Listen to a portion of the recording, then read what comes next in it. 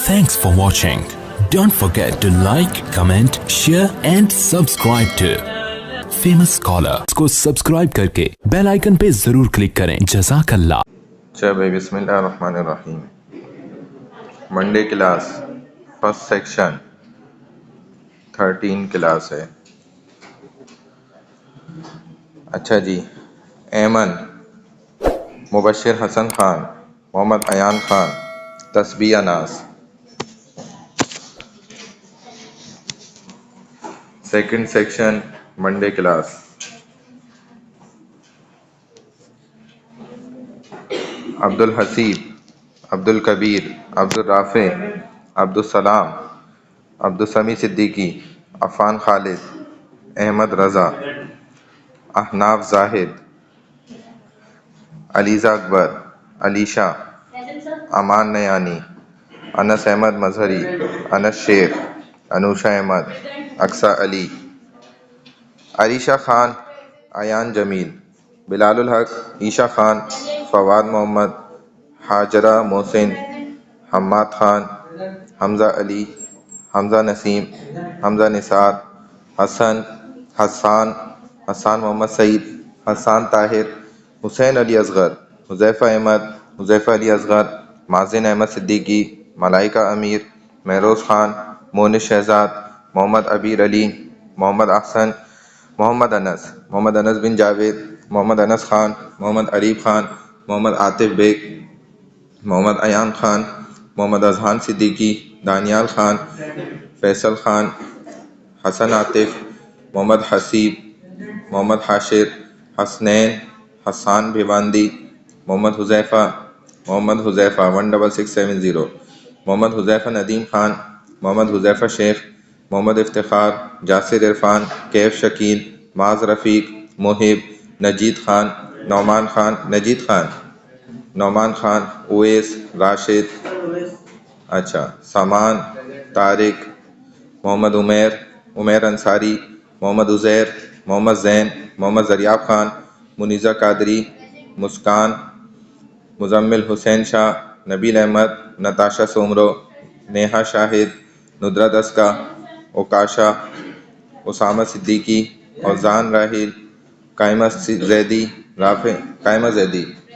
राफ़े अहमद, समीर खान, समीउल्लाह, सानिया जहांगीर, सानिया मसूद, शाहरुख रहमान, शाज़े इब्राहिम, शनियाल, शानज़े खालिद, सैयद अम्मार अहमद, सैयद फ़हद अली ज़ैदी, सैयद मोहम्मद दानिश रिजवी, मोहम्मद हसान, मोहम्मद इब्राहिम जाफरी, सैयद साइम बिन जावेद, सैयद शहीर अली, शहरोज़ हुसैन, सैयद उज़ैर अली, सैयद ज़ैद अख्तर, उज़ैर अली कौन है? ज़ैद अख्तर, ताहा सैफुद्दीन, तला हबीब, उमैरुद्दीन कुरैशी, उज़ैर अहमद, उज़ैर खान, वर्दा असलम, वर्दा नासिर कौन है? उज़ैर अहमद तो लगा दी ना मैंने, उज़ैर खान तो नहीं है ना, वर्दा नासिर नहीं है, वर्दा असलम, युमना, ज़हीम खान, जीशान। थर्ड सेक्शन है मंडे क्लास।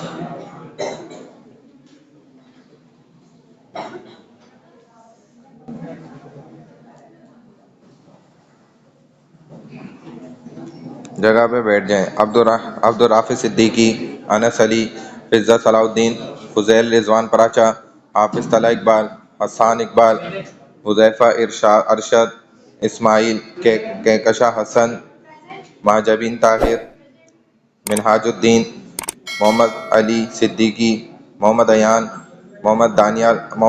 कौन है? मोहम्मद दानियाल खान, मोहम्मद हम्माद, मोहम्मद मुबशिर, हम्माद कौन है? Mubashir, Mohammad Nauman, Mohammad Saad, Sameer Ali, Naima, Sadaf, Samina, Sheikh Mohammad Hasan Rahman, Syed Jawad Raza Naqvi, Syed Mohammad Ahmad Raza, Umaima, Waqar Haider. Monday class last section fourth है।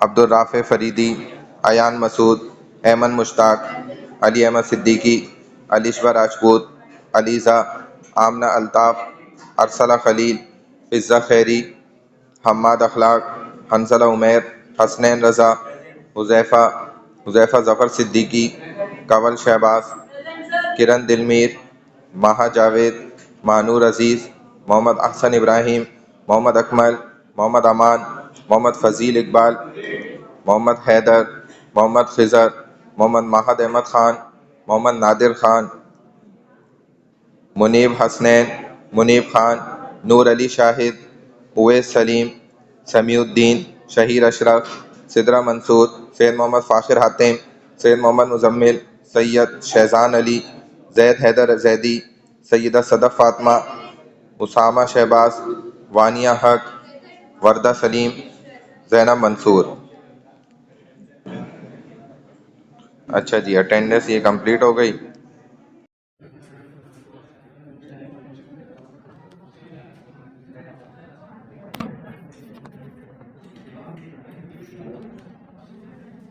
अच्छा भाई, बिस्मिल्लाह रहमान रहीम, अहमदुल्लाह सल्ली व सल्लिम अला रसूलिल करीम, हम्दन कसीरन तय्यबन मुबारकन फीह, रब्बि इश्रह ली सदरी व यस्सिर ली अमरी वाहलुल उक़दतम मिन लिसानी यफ़क़हू क़ौली, रब्बि यासिर वला तुअस्सिर वज़म्मिल बिल खैर व बिका नस्तईन या फत्ताहु या फत्ताहु या फत्ताह। ग़ज़वा बदर और बैटल ऑफ बदर, इसके बाद बैटल ऑफ ओहद और थर्ड नंबर पे बैटल ऑफ खंदक, जिसको बैटल ऑफ अहज़ाब भी कहा जाता है। कुरान के अंदर पूरे अहज़ाब मुकम्मल किसी खंदक की लड़ाई के ऊपर मुश्तमिल है। मेरा सबसे पहले जो है वो बैटल ऑफ बदर, ये तारीख का मोबाइल बंद करें और अंदर रख दें, कुछ भी नहीं, प्रेजेंटेशन की तैयारी का वक्त नहीं है। हाँ, बस वो साइड कर लें, उसके अलावा मोबाइल यूज ना करें। तो बैटल ऑफ बदर मुसलमानों की तारीख का सबसे अहम और बहुत ही बड़ा एक दिन गुजरा है, जो एक जबरदस्त मार्का था। अल्लाह ताला ने हक और बातिल के दरमियान फैसला करके इस दिन दिखाया है कि मुसलमान जो है वो हमेशा कामयाब हो सकते हैं अगर वो अल्लाह की ताकत को अपने साथ रखेंगे। तो अल्लाह की ताकत इतनी आसानी से इंसान के साथ आती नहीं है, उसके लिए इंसान को अपने ख्वाहिशात को खत्म करना पड़ता है और बहुत सारे उसको ऐसे काम करने पड़ते हैं जो कि तमाम ख्वाहिशात और ज़रूरियात के खिलाफ हो। बैटल ऑफ बदर आपने जो सुना है 313 अफराद, ये चीज गलत है। हदीसों से जो पता चलता है सही तादाद काउंटिंग बैटल ऑफ बदर में मुसलमानों की वो 300 to 317 थी। ये बात आ जाएगी आगे, इसलिए याद रखें 313 अगर पेपर में कुछ भी लिखता है ना, उसको हम वैसे ही उसका पूरा क्वेश्चन, उसका आंसर काउंट कर देते हैं, उसको नंबर नहीं देते, क्योंकि वो फिल्मी ड्रामों से आपको 313 सिखाए गए। इसका मतलब है कि आपको इस्लाम अंग्रेज सिखाता है, आप अपने मुसलमान से और मौलवी से तो सीखना चाहते ही नहीं। आपकी आदत इतनी अच्छी बना दी गई है बचपन से, माशाल्लाह ऐसी तरबियत दी गई है कि हम अपने पेशवा को खुद बुरा समझते हैं, अपने उलमा को जिन्होंने हमें जन्नत तक उंगली पकड़ के पहुंचाना है, हम उसके पैर पे खुद को लाड़ा मारते हैं कि भाई मुझे क्यों जन्नत तक पहुंचाना है, मैं जन्नत की चीज बनाई क्यों, ऐसे दोज़ख की चीज बनाया गया, मुझे तो उधर जाना है, तो मुझे किस चक्कर में डाल दिया। क्योंकि इंसान क्या है, गुनाह के पीछे भागता है, और मौलवी क्या है, गुनाह से बचाता है। तो लड़ाई हो गई ना, क्लैश हो गया, मसला ये। तो जहां भी आपका क्लैश होगा, आप उस इंसान को, चाहे वो आपके सगे माँ बाप भी क्यों ना हो, आप उनको बुरा समझना शुरू कर देंगे अपनी जिंदगी में। इंसान की बर्बादी के लिए यही बात काफी है कि वो अपने मोहसिन को, अपने दोस्त को, जो हकीकी दोस्त है, वो दोस्त नहीं जिसको आप दोस्त समझते हैं। नबी अलैहिस्सलाम ने उसको दोस्त नहीं फरमाया। नबी अलैहिस्सलाम ने फरमाया तुम्हारा असल दोस्त पता है कौन है? साहबा ने पूछा रसूल अल्लाह कौन है, बताए। फरमाया वो है जो तेरी जन्नत की फिक्र करे, वो दोस्त नहीं है जो तुझे नशे में डाल दे, वो दोस्त तुम्हारा असल नहीं है जो तुम्हारी नमाज़ी छुड़वा दे। चल यार शादी में चलते हैं, तो 2 नंबर कामों पे लगा दिए, ये दोस्त नहीं है। असल दोस्त कौन है? जो तुम्हें जन्नत तक खींच के ले जाए, ये तुम्हारा दोस्त है। अब इस दिन में क्या हुआ, अल्लाह ताला ने हक और बातिल का क्लैश किया है। लड़ाई करवा के दिखाया है। और बिल्कुल देखा जाए तो मुसलमानों के खिलाफ है ये जंग मुकम्मल तौर पे 1000%, लेकिन फिर भी अल्लाह ताला ने मुसलमानों को फतह दी। सबसे बड़ी चीज क्या है, सहाबा या नबी अलैहिस्सलाम एटमी ताकत तो थे ही नहीं, कोई एटॉमिक पावर तो थी नहीं आपके पास, ना आपके पास कोई बड़ी आर्मी थी, ना आपके पास कोई हथियार थे, कुछ भी नहीं था। बज़ाहिर देखा जाए तो जो हालत आगे आ रही है आप देखकर बोलेंगे यार इस हालत पे तो कोई जीत नहीं सकता है, कोई नहीं सकता, नामुमकिन बात है, मैं नहीं मानता। फिर भी अल्लाह ताला ने जीत लाकर कदमों में डाली। उसकी वजह क्या है, ईमान, अल्लाह से ताल्लुक। ईमान से भी कुछ नहीं होता, ईमान तो हमारे अंदर है ही नहीं ना। पहले तो इस्लाम इंसान कबूल करता है, उसके बाद ऐसी हरकतें करता है कि ईमान आ जाए। वो हरकतें तो हमें पता ही नहीं है, ना हमने कभी की है अल्हम्दुलिल्लाह। बात समझ आ रही है भाई? तो ईमानी आमाल इंसान को करने पड़ते हैं, फिर जाके वो ईमान अंदर आना शुरू होते हैं। जब ईमान अंदर आता है तो इंसान का सबसे पहले जाहिर बदलता है। लोग कहते हैं ना जी इससे कुछ नहीं होता, फिजिकली जो हम दिख रहे हैं उससे कुछ नहीं होता, अंदर से साफ होना चाहिए। वो हमें पता होता है अंदर से कितना साफ है। ये अंदर की सफाई बाद में शुरू होती है, पहले बाहर से सफाई शुरू होती है।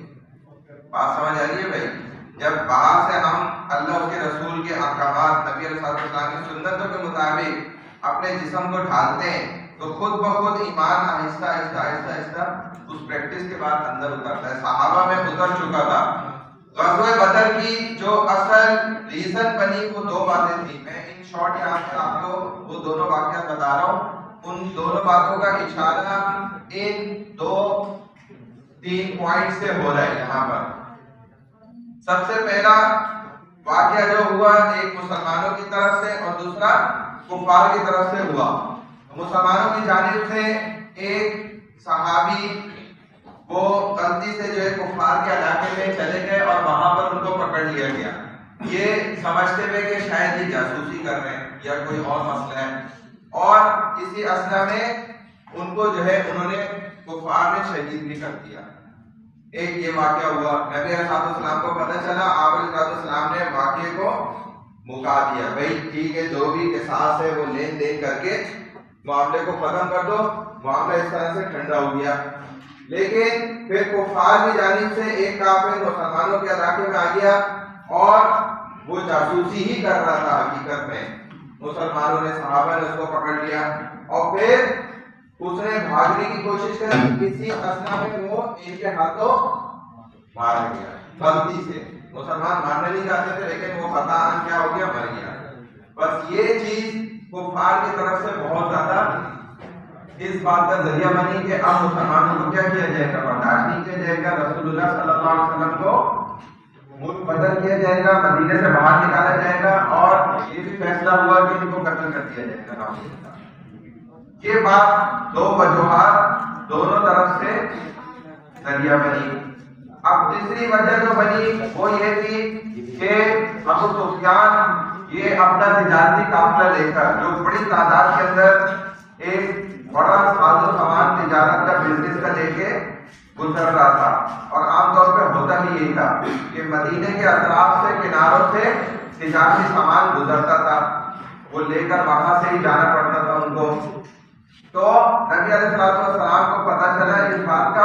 आप अलैहिस्सलाम ने इरादा किया, सहाबा को तैयार किया तकरीबन 300 से 317 को कि भाई इनके काफिले को हम लूटेंगे, यानी कि इस काफिले को हमने रोकना है। क्योंकि होता क्या था कि वो काफिला जब साजो सामान लेकर यहाँ से गुजर जाता था, अपने जगह पे पहुंचता था, मकाम पे, शहर पे, तो वही जो उससे उनको फायदा और प्रॉफिट हासिल होता था उससे मुसलमानों को ही नुकसान दिया जाता था। जैसे आज भी आपके जमाने में क्या होता है, डिजिटल अंदाज में ये नुकसान दिए जाते हैं। बिटकॉइन और फला कॉइन और ये वाली करेंसी और क्रिप्टो करेंसी और फलानी करेंसी जो कि टोटली सारे हराम है और सूद है सबके अंदर। और हमारे बेचारे सीधे साधे मुसलमानों को उनमें लगा के उनका पैसा रोलिंग करके अंग्रेज हराम तरीके से उस पैसे को इस्तेमाल करता है, खुद भी प्रॉफिट अपना ज्यादा जनरेट करता है और आपका पैसा भी खींच लेता है, जो कि टोटली असर हराम है। बहुत सारे फ्रीलांसिंग के काम माशाल्लाह अच्छे भी हैं, हलाल भी हैं और 100% उनकी कमाई जायज भी है, लेकिन वो हम पूछते ही नहीं है उलमा से, ना हमारे पास टाइम है। बात समझ आ रही है? लेकिन जन्नत में हमें जाना है, ऐसा नहीं हो सकता। जो जिस्म का टुकड़ा सूद से, हराम से, गलत कमाई से बना है, वो कभी भी जन्नत में नहीं जाएगा। ये मैं नहीं कह रहा, अल्लाह के रसूल सल्लल्लाहु अलैहि वसल्लम फरमा रहे हैं।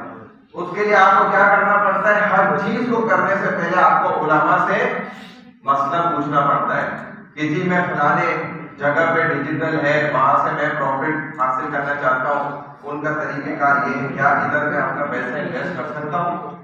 तो अक्सर मैं आपको बता रहा हूँ 97.9% क्या है, वो सारे प्लेटफॉर्म खराब हैं। उसके अलावा बहुत से जगहों से आप हलाल तरीके से कमा सकते हैं। आप आए उनसे पूछे उलमा से। बिल्कुल यही पैसा फिर मुसलमानों के खिलाफ यहूदी इस्तेमाल करता है। आपके ही बच्चे ज़िबा होते हैं और आपकी औरतों को ही कत्ल किया जाता है और इज्जतें भी जाती हैं और बहुत कुछ होता है उसके पीछे, वो आपको नजर नहीं आता।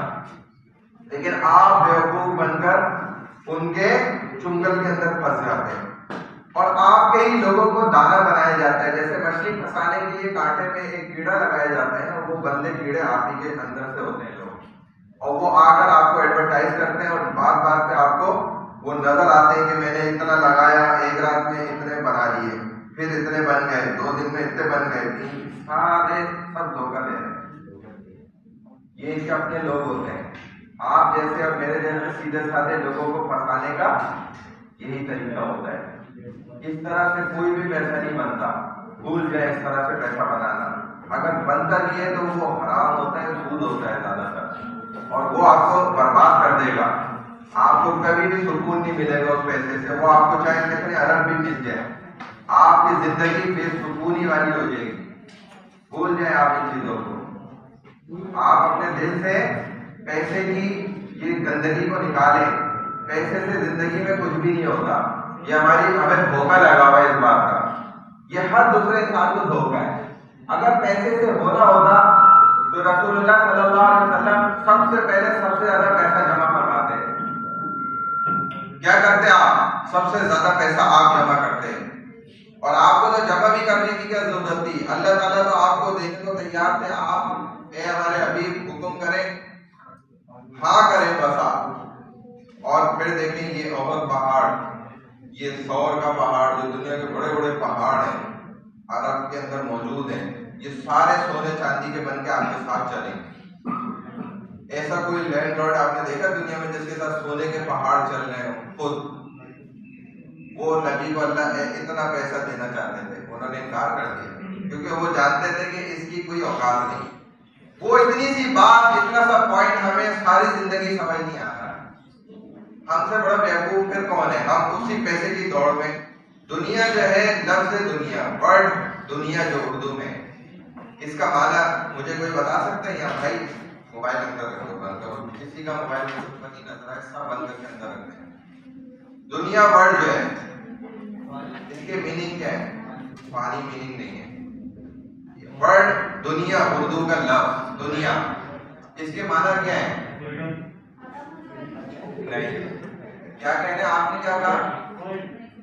वर्ड तो दुनिया ही हो गई ना, माना उसका क्या है? भाई आपका नाम क्या है? हमार, इसके माना क्या है? देखो कोई ना कोई तो माना हुए ना, मीनिंग्स तो हुए ना अम्मार के, ठीक है। अब दुनिया लफ्ज जो है, इसका माना क्या है? आप दुनिया में रहते हैं ना, आपको दुनिया के लफ्ज के माने नहीं पता। इनको क्या मोबाइल अब दुनिया लफ्ज है, इसके माना है करीब आने वाली चीज, गोइंग टू नियर यू, जो आपके बिल्कुल करीब आ जाए, खुद ब खुद, यानी कि आपको खुद मिलेगी। एक बच्चा पैदा होता है, क्या वो दुनिया के लिए कोशिश शुरू कर देता है? पैदा होते ही मेहनत करता है, तो पता भी कुछ नहीं होता, लेकिन दुनिया उसको मिल रही है, सारे उसकी जरूरतें पूरी हो रही है। यही बच्चा अगर जवान हो जाए और कुछ ना करे, तब भी इसको दुनिया मिलेगी। किसी का बाप भी नहीं रोक सकता इसको, दुनिया मिलने से। आप मेरे जैसे लोग भी उसको खिलाएंगे, कुछ भी कर ले आप, नहीं रोक सकता कोई। वो बूढ़ा भी हो जाए, कोई काम ना करे, तब भी उसको दुनिया मिलेगी। जब तक उसका आखिरी लुक़्मा इस दुनिया में मौजूद है ना, वो उसके पेट के अंदर नहीं पहुंच जाएगा, उसको मौत भी नहीं आएगी। दुनिया का माना आप देखें अल्लाह ने क्या रखा है, करीब आएगी तुम्हारे ये खुद चीज, ये मतलब चीज है। ये मौलवी फजल रहमान को किसी ने कहा था ना कि ये मैग्नेट है जो पड़ जाता है, तो उन्होंने क्या कहा, बेवकूफ के बच्चे, मैग्नेट कोई फिर बुरी चीज हुई? वो तो अच्छी चीज हुई ना, उससे आकर सब छुपक रहे हैं। ये तो तुमने अच्छाई बयान कर दी उल्टा। यानी कि तुम देखो अल्लाह ऐसे भी जलील करते हैं कि तुम किसी की बुराई करना चाह रहे होते और उसको अल्लाह अच्छाई बना रहे हैं। नहीं बात समझ रहे? तो उन्होंने कहा भाई मैग्नेट तो लोग आके छुपकते हैं ना, उसको वो बुरा हुआ हो। दुनिया है वो आपको आके खुद छुपकेगी, खुद आपके पीछे पड़ेगी, लेकिन एक सिर्फ पॉइंट को समझने के बाद, वो पॉइंट इंसान को सारी जिंदगी नहीं समझ आता, वो क्या है कि आप इस दुनिया से भागना शुरू कर दें। आप इसके पीछे भागेंगे तो नॉर्थ पोल आपस में क्या होते हैं, नहीं जुड़ते। ये तो आपको पता होगा यार, मैंने तो इतनी साइंस या ये सब कुछ नहीं पढ़ा, लेकिन आप एक मैग्नेट को उठाएं, नहीं भी पढ़ा हो तो आप जाहिल नहीं, एक दो मैग्नेट उठाएं, दोनों के नॉर्थ पोल करीब करें तो वो दूर भागते। इतने तो जाहिल नहीं हो ना। ये तो छोटे छोटे बच्चे भी खेलने के लिए करते हैं, एक को नॉर्थ साइड को लगाते हैं तो वो दूर भागता है, और जिधर वो डिफरेंट साइड को लगाएंगे तो वो चिपक जाएगा। यानी कि मकसद क्या हुआ कि आपने इससे भागना पड़ेगा तो आपके पीछे भागेगी। बहरहाल ये दो वजूहात थी ग़ज़वे बदर के वाक़े होने की। तीसरी वजह हजरत कौन से साहबी हैं जो मैंने बताया अभी, काफिला लेके गुजर रहे थे, काफिर है जो काफिला लेके गुजर रहे थे, अबू सुफियान। ये अबू जहल के बाद दूसरे नंबर पे बड़ा सरदार था कुफार का।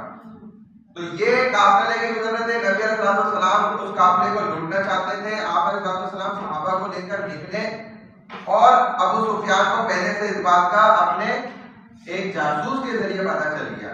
चुनाचे वो आज के दिन अगर उसने गुजरना था तो वो एक दिन पहले गुजर गया वहां से अपना काफिला लेके, ताकि रसूल सल्लल्लाहु अलैहि वसल्लम मेरे काफिले को लूट ना सके। और गुजरते हुए उसने अपने कासिद को जख्मी करके उसके घोड़े को और अबू जहल के पास दौड़ा दिया पहले से तेज रफ्तारी के साथ कि जाओ वहां बता दो कि इम्कानात है, मुमकिन है ये बात कि हमारे काफिले पे नबी अलैहिस्सलाम हमला कर दे। एहतियात के तौर पर उसने दौड़ा दिया। वो वहां पहले पहुंच गया और अबू जहल को समझ आ गई कि शायद काफिले के ऊपर हमला हो चुका है।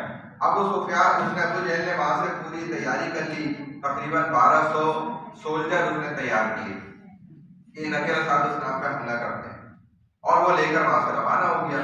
इधर से अबू सुफियान जो है वो सही सलामत निकल चुके थे और पहुंचने के करीब ही थे। वहां से रसूलुल्लाह सल्लल्लाहु अलैहि वसल्लम इस मकाम पे पहुंच रहे थे कि इनको रोकेंगे मदीने के किनारे पर, जो कि बदर का मकाम था। उधर बदर की पहाड़ी भी लगती है उस जगह को।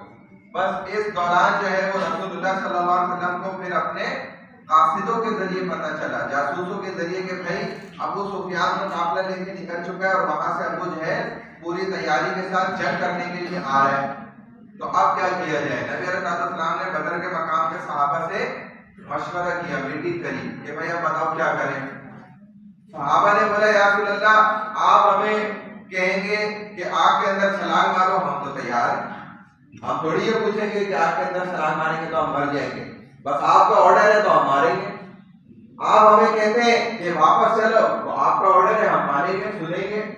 तो नबी अलैहिस्सलाम ने फिर फैसला किया कि भाई चूंकि ये अब लड़ने के लिए आ रहे हैं और हम इस हालत में यहाँ पहुंच चुके, अगरचे हम जंग करने की नियत से नहीं आए थे, तो जंग बदर खालिसतन जो है वो हकीकत में देखा जाए तो बेटर है नहीं, लेकिन जबरदस्ती की ये लड़ाई बनी।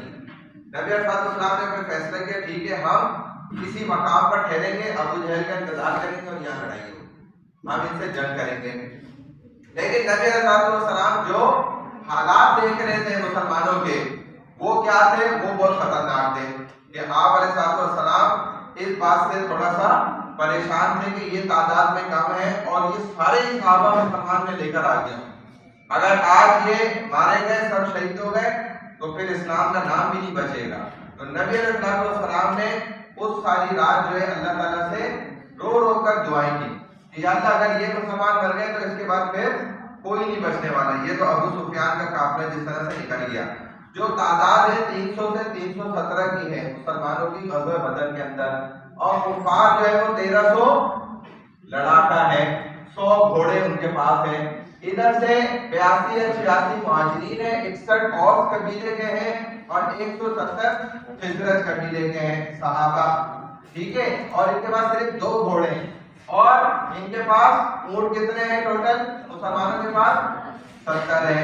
और वहां दूसरी तरफ 100 घोड़े हैं, 600 उनके पास बड़ी तादाद में जो है वो ऊंट मौजूद है, और वो जो कि सवार किए हुए हैं उन पर सोल्जर। इसके अलावा Banu Zuhra break away from कुफार army army reduce to 1000 soldier. इन 1300 के अलावा 1000 सोल्जर इस कबीले की तरफ से भी कुफार के अबू जहल के साथ जुड़कर आए थे, जो आखिरी मौके पर भागे। वो मौका कौन सा था मैं भी आगे आपको बता देता हूँ। यहाँ से लीडर जिनको बनाया गया रसूलुल्लाह सल्लल्लाहु अलैहि वसल्लम की तरफ से वो मुसअब बिन उमैर रज़ियल्लाहु तआला अन्हु है। 2 हिस्सों में आपने अपनी आर्मी को, बटालियन को डिवाइड किया। इनमें से पहले का अमीर अली इब्न अबी तालिब रज़ियल्लाहु तआला अन्हु को बनाया, दूसरे का साद इब्न मुआज़ रज़ियल्लाहु तआला अन्हु को बनाया। ये हजरत अली रज़ियल्लाहु तआला अन्हु और ये साद इब्न मुआज़ रज़ियल्लाहु तआला अन्हु, ठीक है। ये 2 आपने बटालियन बना दी, जिनके 2 ग्रुप बना दिए। इनके दोनों के अमीर ये थे। नबी अलैहिस्सलाम ने दुनिया को न्यू स्ट्रेटजी इंट्रोड्यूस करवाई इस वक्त, 5 पर्दों का लश्कर जिसको कहा जाता है, यानी कि जिसके 5 हिस्से हों। आपने खेमा भी देखा होगा, उसके जो बीच में सेंटर में सुतून होता है उसके साइड में 4 रस्सियां और बांधी जाती है ताकि वो मजबूत हो।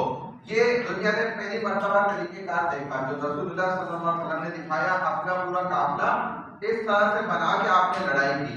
300 से 317 सहाबत है, इनमें एक आगे छोटा सा दस्ता होता था जिसको मुकद्दमा कहा जाता था, जो आपकी जैसे किताब होती है उसके शुरू में फहरिस्त होती है ना, उसको आप क्या कहते हैं? इंडेक्स, वो होता है। और एक पीछे होता था वो लुक्ता कहलाता था, यानी कि जो गिरे हुए सामान को उठाता था, जो काफिले का पीछे रह गई कोई भी चीज, और आगे वाला आगे के रास्ते को क्लियर करता था। वो देखता था कि आगे कोई मसला या इश्यू तो नहीं है या क्या हालात है। ये छोटे से अलग दस्ते होते थे इन 5 पर्दों के अलावा। नबी अलैहिस्सलाम बिल्कुल सेंटर में होते थे मौजूद, ताकि आपकी सबसे ज्यादा हिफाजत रहे। बड़े सहाबा आपके इधर इर्द गिर्द आपके साथ होते थे। उसके अलावा जो सबसे ज्यादा गुस्से वाले ताकतवर सहाबा होते थे वो इधर मौजूद होते थे। जो हल्के दरमियाने होते थे, मोहब्बत वाले, वो इधर होते थे। नबी अलैहिस्सलाम बीच में क्यों होते थे? ये बात हम भी आज करते हैं कि यार वो उनका देखो मास्टर माइंड है उस आलिम दीन का, वो खुद तो इतने बारों के अंदर हिफाजत के साथ बैठा हुआ है, आगे जवानों को लड़ने भेज रहा है। तो आपके रसूल ने भी यही करा सल्लल्लाहु अलैहि वसल्लम। तो इसका मतलब कि आप आज की स्ट्रेटेजी को देखकर नबी अलैहिस्सलाम पे भी बहुतान बांध रहे हैं कि आप अलैहिस्सलाम को बीच में हिफाजत में इतनी शील्डों के दरमियान में बैठे हुए कि आप बचते रहें। वो मौलवी भी बचते रहते हैं। इन साहब को ने मोबाइल बंद करके रख दिया। आप मोबाइल यूज नहीं कर रहे, मोबाइल यूज कर रहे हैं, क्या कर रहे हैं? अच्छा, तो ये क्या है कि नबी अलैहिस्सलाम भी इतनी हिफाजतों में क्यों रहते थे? इसी वजह से कि सहाबा का आप पर इतना जबरदस्त एतमाद होता था कि अगर खुदा न खास्ता आपको कुछ होगा तो सहाबा की हिम्मतें टूटेंगी। सिर्फ उनको बचाने के लिए आप ये अमल करते थे, वरना आप तो चाहते सबसे आगे आप होते मौजूद, आपको किसने रोका था? लेकिन सहाबा खुद भी समझदार थे कि नबी की जान हमने सिर्फ बचानी है, चाहे हम सब उसके लिए कुर्बान हो जाए। तो यही तरीका आज भी होता है। आज भी अगर जंग होती है, लड़ाई होती है, जो भी चीफ ऑफ आर्मी स्टाफ होता है या मुजाहिदीन का बड़ा होता है, उसको ऐसे ही बहुत शील्डों के अंदर रखना चाहते हैं। ये लड़ाई की स्ट्रेटेजी होती है। आपको बहुत से लोग फितने की बातें करके ना गुमराह करते हैं, छोड़ दे उन बातों को। बहरहाल ये बड़ी इसके अंदर डिटेल है, बहुत तफसीलात है। मैं तो इन शॉर्ट करके बड़ी तेजी से आपको बता रहा हूँ। हमारे तो असातिज़ा ने माशाल्लाह कितने सालों हमें ये सब सिखाया है, हमें पढ़ाया है, हमें शौक है इन चीज़ों का।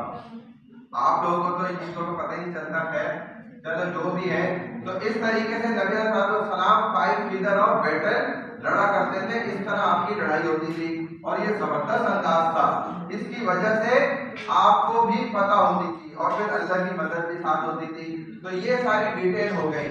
यहाँ से फिर नबी सलाम ने रात भर जो है अल्लाह ताला से दुआएं की हैं।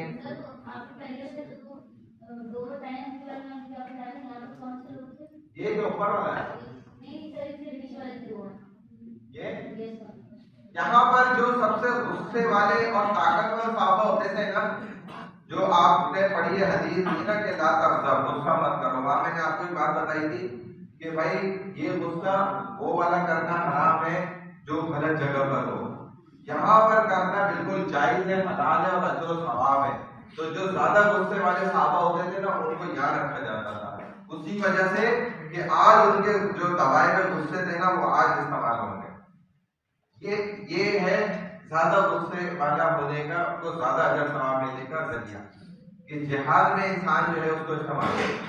हम तो इधर उधर छोटी मोटी जगहों में, उल्टी सीधी जगहों में गुस्से निकाल देते हैं ना, घर में निकाल देते हैं, कोई बीवी पे निकाल देता है, कोई शौहर पे निकाल देती है, कोई आप में दोस्तों पे निकाल देता है।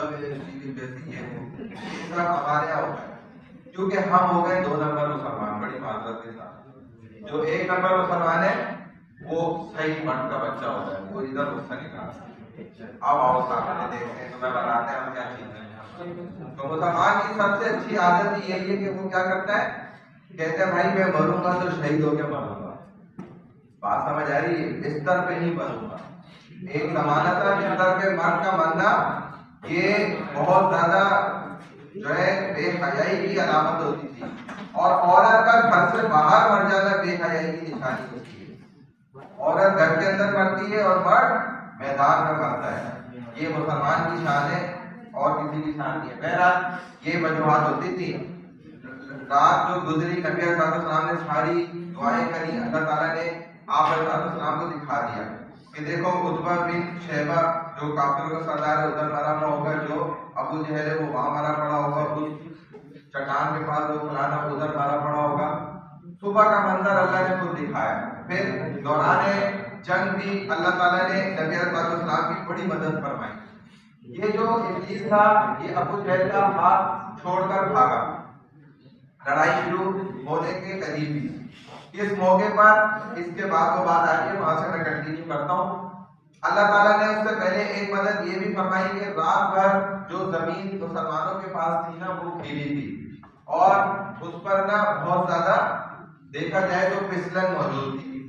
अल्लाह ताला ने रात में बारिश की, उसके जरिए जो फिसलन और कीचड़ थी वो धुल गई, और जो दूसरी सूखी जगह थी जहां से कुफार अबू जहल आ रहे थे लड़ने के लिए, अबू जहल और उसका काफिला, तो वो जगह क्या हो गई, फिसलन वाली हो गई। एक अल्लाह ने रात में खामोशी से ये मदद फरमाई मुसलमानों की, क्योंकि अल्लाह के हाथ में तो सब कुछ है। अगर अल्लाह आपके साथ है तो दुनिया की कोई ताकत आप पर कुछ नहीं उखाड़ सकती।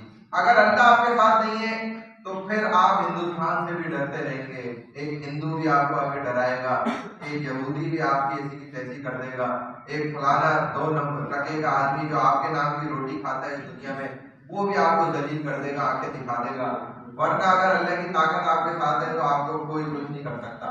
अल्लाह ताला ने मुसलमानों की छुपके से ऐसे रात में मदद की।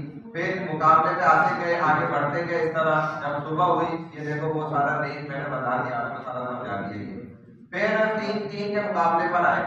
एक हजरत अली और दूसरे उबैदा रज़ी अल्लाह तआला अन्हु, तीसरे हजरत हमजा अल वलीद उनका बेटा उतबा, फिर तीसरे नंबर पे शैबा। ये काफिर थे जो इनके मुकाबले पर आए, और हजरत अली ने अपने सामने वाले को कत्ल करा, दूसरा हजरत हमजा ने भी कत्ल किया। दरमियान वाले जो साथी को हल्के से जख्मी हुए हजरत उबैदा।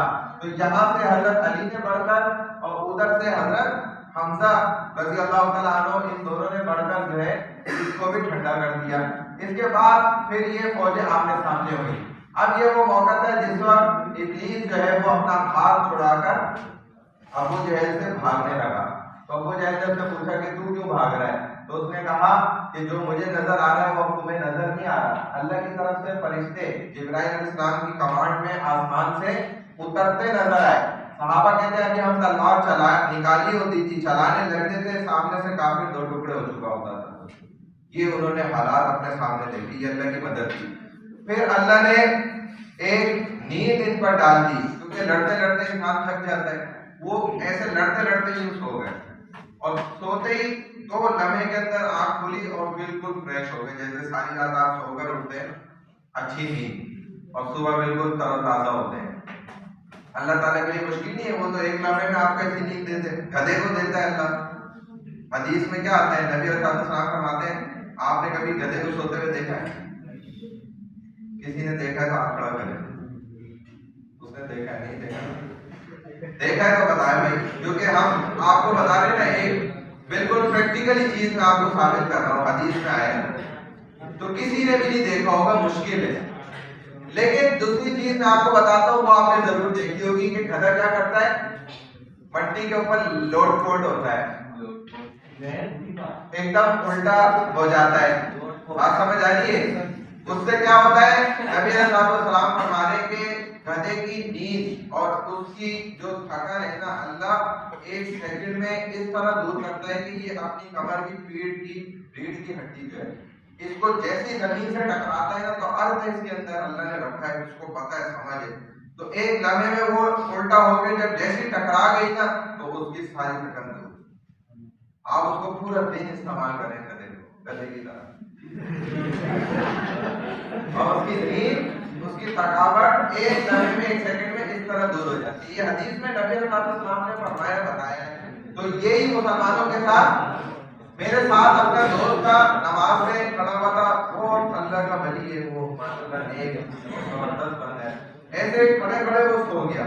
मैं साथ ही नमाज पढ़ रहा था, मुझे पता नहीं अजीब सा लगा कि इसको क्या हो गया। सो रहा था वो, हम रुकू में चले गए, सजदे करके हम फिर उठ के दोबारा आ गए, अगली रकात शुरू हो गई, वो सो रहा है, पक्का सो रहा है वो, ठीक था। खराटे उसकी हल्की हल्की मुझे महसूस हो रही है नमाज के अंदर। दूसरी रकात हमने रुकू कर लिया, सजदे कर लिए, बैठ गए, वो सो रहे नमाज, और 2 रकातें उसकी ऐसी निकल गई। ये होता है अल्लाह वालों का हाल, अल्लाह उनको खड़े खड़े सुला देता है जब वो चाहता है। और फिर उसकी तीसरी रकात में आंख खुल गई और उसने तीसरी रकात साथ पढ़ी, चौथी पढ़ी, और मौलवी होने का फिर ये फायदा होता है। देखो, उसने आखिर में सलाम हुआ, उसने खड़े होकर 2 रकात अपनी खुद पढ़ ली, नमाज सही हो गई। अब एक आम आदमी होता है कितना परेशान रहता, मैं किससे मसला पूछूं, किस मुंह से पूछूं, मेरा कोई मौलवी दोस्त भी नहीं है। अब तो इन्हीं चीजों में भूल भी जाते हैं, 2 दिन में मसला याद भी नहीं रहता। बात समझ आ गई? और बाजों ने मौलवी को जेब में डाला, मैं मुफ्ती साहब जेब में पीछे पड़ गया। ये देखो ये हाल होता है। तो हमें यकीन नहीं आता, लेकिन हमने तो खुद देखा कि देखो खड़े खड़े सो गया, 2 रकात तक सोता ही रहा। अल्लाह ने उसको मीठी नींद नमाज के अंदर भी दे दी, उसकी नमाज भी नहीं टूटी, ना उसका वजू टूटा, सोता भी रहा माशाल्लाह से। तो ये बात होती है इल्म की। अब बहरहाल ये लड़ाई हुई, अल्लाह ताला ने वो मुसलमानों की हर तरह से मदद फरमाई और अल्लाह ताला ने मुसलमानों को जीत से भी हमकिनार कर दिया। अल्लाह ताला ने दिखाया 22 सहाबा शहीद हुए इस मार्के के अंदर। नबी अलैहिस्सलाम अपने सहाबा के साथ 3 दिन तक बदर के मकाम पे ठहरे रहे। 70 बड़े बड़े कुफार के जो सरदार थे वो मारे गए, कत्ल किए गए, 70 बड़ों को पकड़ा गया। उसके अलावा जो मरे थे उनमें बड़े इनके सरदारों में शैबा मारा गया, अबू जहल भी मारा गया, उतबा मारा गया, अबू गुफ्तारी, आसिम बिन हिशाम, उमैमा बिन कअब, ये सब मारे गए। और मुसलमानों ने तमाम लोग तस्मीन करी, जो मुसलमान शहीद हुए थे, कुफार जो मारे गए थे उनको भी दफनाया। और उसके अलावा दफनाने के बाद जो बड़ा नुकसान इनको हुआ वो 2.5 लाख दिरहम का हुआ। जब लड़ाई शुरू हुई कि आखिर में आपके साथ वाले इनको बोले मोबाइल बंद कर दें, तो अबू जहल के मुतालिक जो है 2 सहाबी बच्चों ने पूछा कि जरा मुझे ये बताओ अपने चचा से, गालिबन तो अब्दुल मुत्तलिब थे, कि ये बताओ कि अबू जहल कौन सा वाला है। अबू जहल अभी शुरू करवा रहा था लड़ाई शुरू होने से पहले, उन्होंने कहा कि तुम तो इतने छोटी उम्र के बच्चे हो, तुम क्या उसके साथ मामला करोगे? तो उन्होंने कहा कि हमने सुना है कि रसूलुल्लाह सल्लल्लाहु अलैहि वसल्लम को ये गालियां देता है, बुरा भला कहता है, आज ये मेरे सामने आ जाए, मैं इसको नहीं छोड़ूंगा। वो कहते मैं हैरान हो गया, हालांकि मैं इससे थोड़ी देर पहले ये बात सोच रहा था कि रसूल सल्लल्लाहु अलैहि वसल्लम ने मेरे साथ इन दो बच्चों को लगा दिया, ये तो इतने ताकतवर भी नहीं है। हर एक के साथ जो तीन तीन के ग्रुप आपने समूह में बनाए हैं वो जवान है और ताकतवर है, तो उनकी ताकत बढ़ गई, और ये मेरे साथ दोनों बच्चे इन्होंने लगा दिए। तो वो कहते मैं हैरान भी था इस बात से। अब एक ने पूछा बताओ अबू जहल कौन सा है? कहने लगे देखो जैसे ही वो बढ़ के आएगा ना सब में आगे, मैं तुम्हें इशारा करके बताऊंगा। कहते ठीक है, वो बिल्कुल तैयार थे।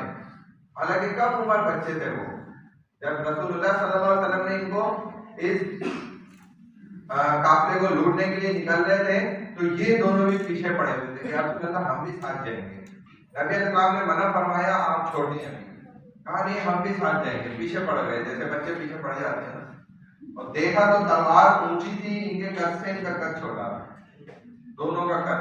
तो इन्होंने कहा कि वो दूसरे साथी को जो बच्चा उसको तो आपने इजाजत दे दी, हालांकि मैं तो उसको कुश्ती में हरा देता हूँ, पिछाड़ देता हूँ।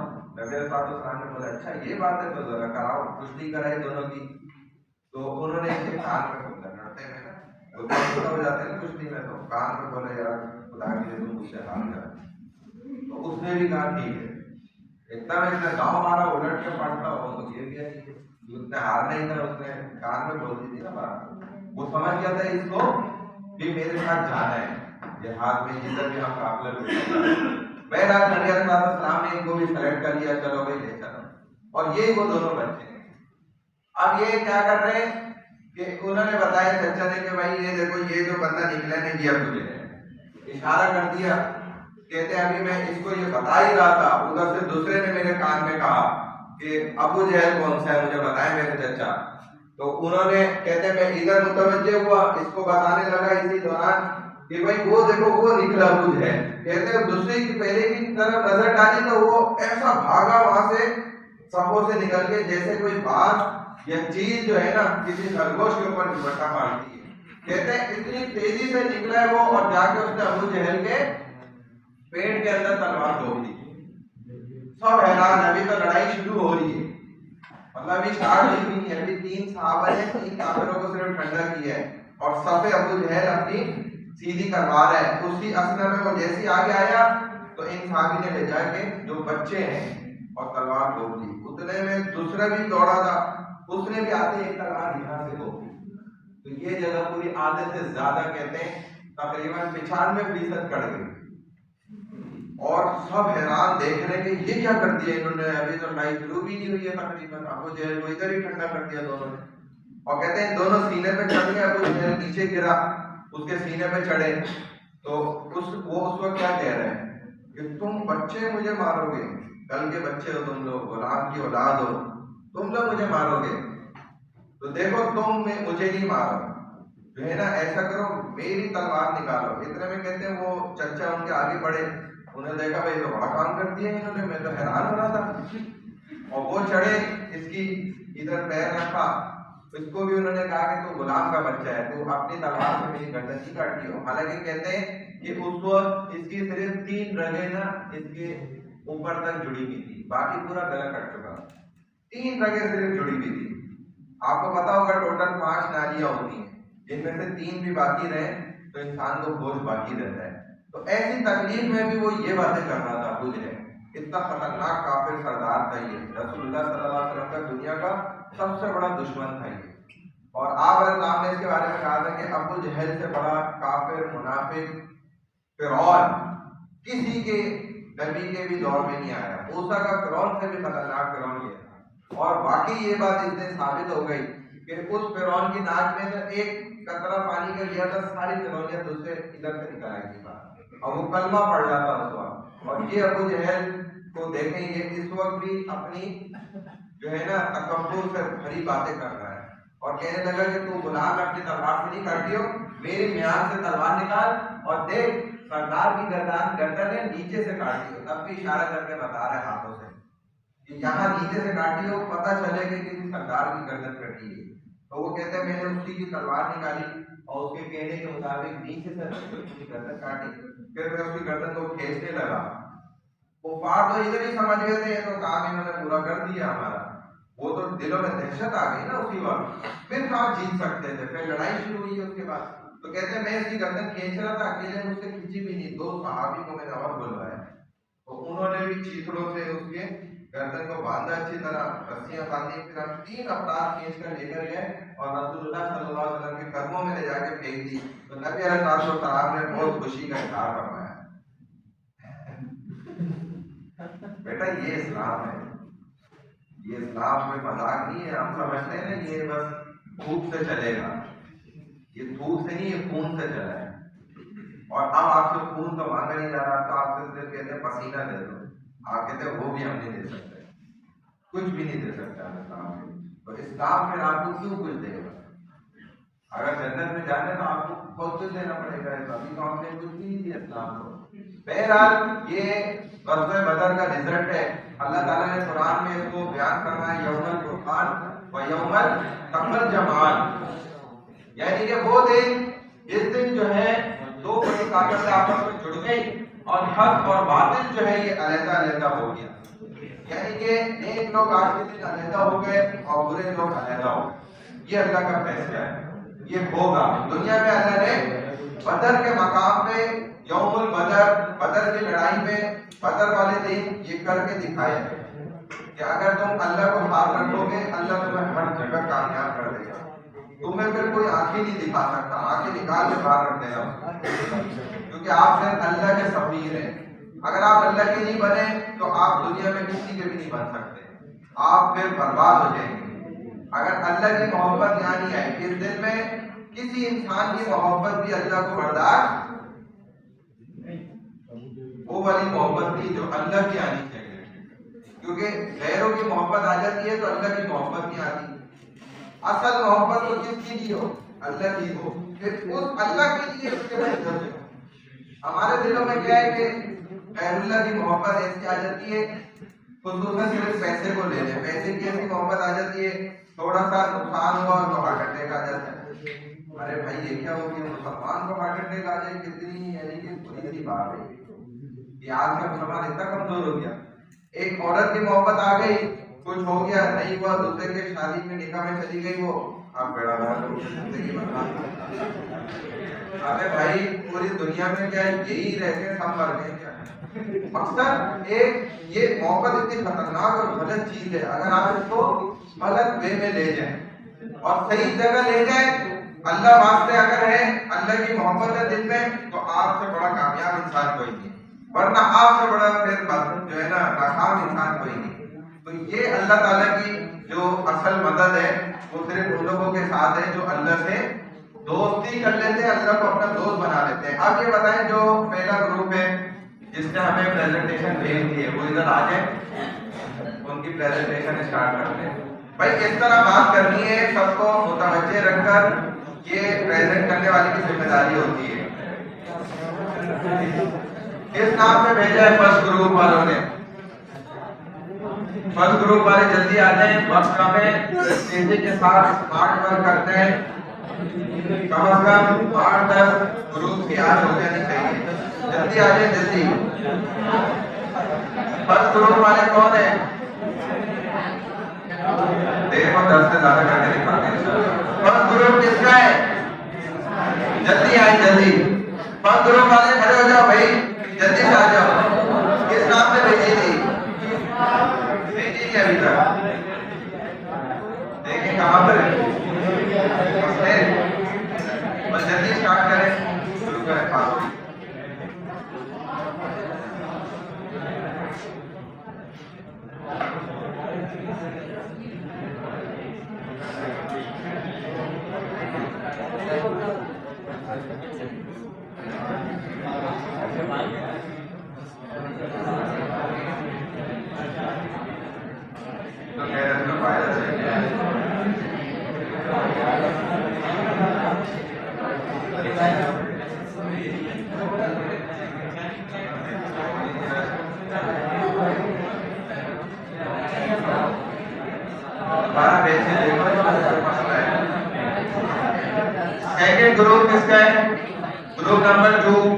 ग्रुप नंबर 2 कौन है?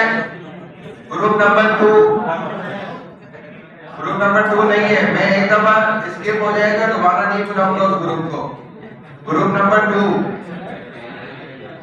जल्दी आओ, फिर कोई नहीं है तो आप आगे जाओ। जो नहीं है ना उनके नाम में आपसे लिखवा के दूंगा, स्किप करो उनको। आप मैडम के साथ भेजी थी मैं, देखें किस नाम से ईमेल, जल्दी देखें, टाइम नहीं है। आप दोबारा ईमेल भेजे, सही तो वायरस आ रहा है, देखें किस नाम से है।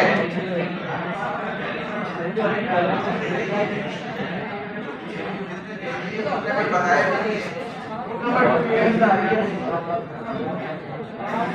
ग्रुप नंबर 3 कौन है? आ जाए, आ जाए।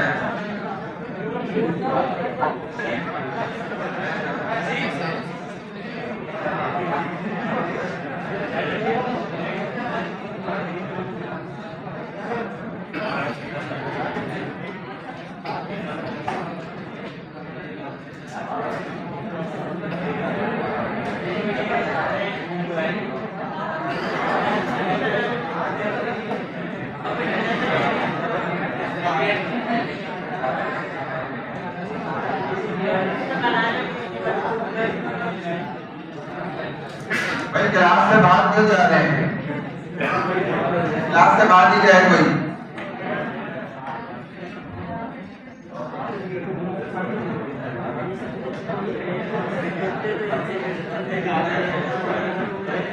क्लास से बाहर क्यों जा रहे हैं? जल्दी है,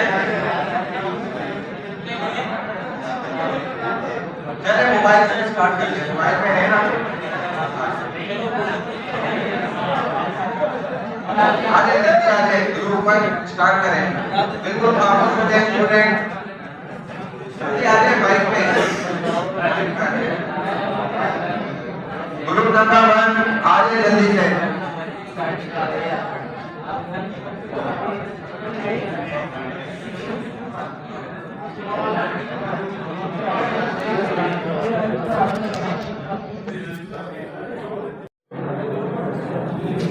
वालेकुम जी। सर मेरे ग्रुप मेंबर्स ने ना और उन्होंने वो नहीं भेजी है अपनी सिंग प्रेजेंटेशन, तो मैं छोड़ दे उनको, skip हमारे कर जो दे। ग्रुप है हमारी टीम लोगों की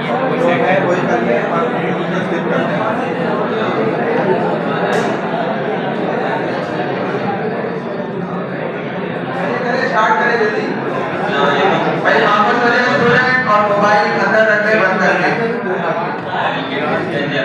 आपको तैयारी का टाइम नहीं है। Why Mawaz are important from Surah Al-Nishad? Because हमारा टॉपिक है कि why Mawaz are Surah Al-Nishad में morals क्यों जरूरी है? Because the Surah teach Muslim God thought manners and good manners बैठे जल्दी and more find good manners and goodness and well society. Now I start take verse from Surah Al-Nishad. Ya ayyuhalladhina amanu la tuqaddimu bayna yaday Allahi wa rasulihi wattaqullaha innallaha समीउन Aleem. फैसले के सामने रखे। और दूसरा point इस आयत में तकवा इख्तियार करने का हुक्म दिया गया। तकवा के मायने है कि इंसान तकवा के मायने है कि अल्लाह उसके रसूल की नाफरमानी से डरना, अपनी पूरी एहतियात से गुजारना, गुनाहों से और बुरे कामों से बचना और अच्छे कामों, अच्छाई और भलाई के कामों में गुजारना। बेशक अल्लाह सुनता और जानता है। Thank you, that's all my side. Over to sir. ठीक है भाई, माशाल्लाह आगे चलें।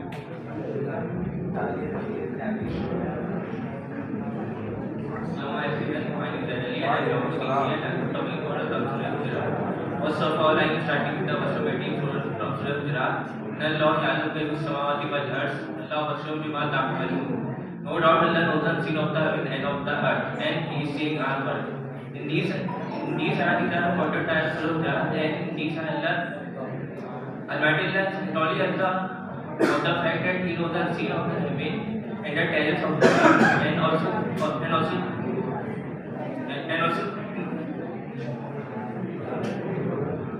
and also gave away to get all those treasures by following his way that he told us in the Quran. And no doubt he seen her works and good deeds shall be rewarded and followed by Allah. Thank you. भाई बातें नहीं करो,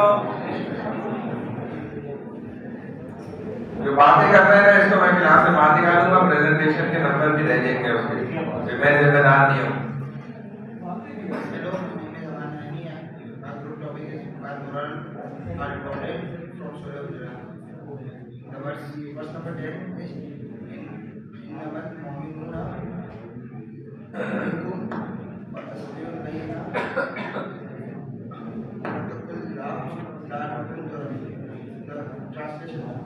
Muslim are brothers, therefore make peace between the two brothers and fear Allah, let the mercy be shown.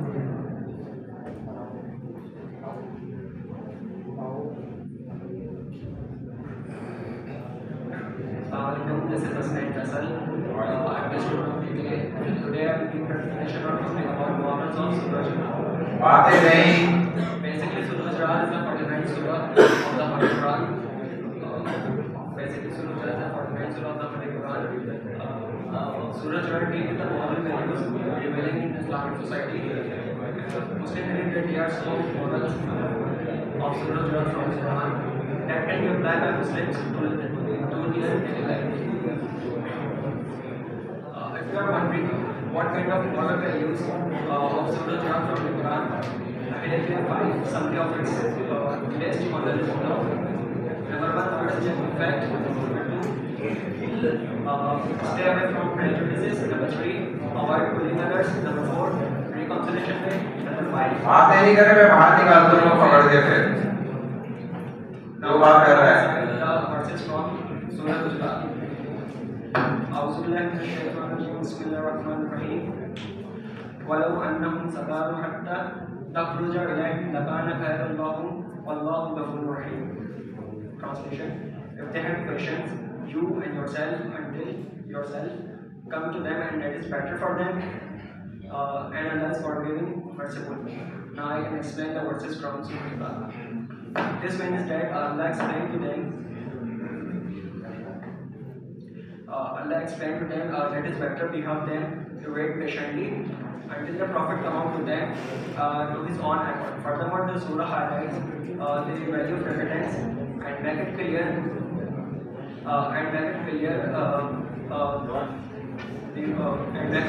for David and pray to bestow his mercy on them. That's all from my side. Thank you, Muhammad Ali.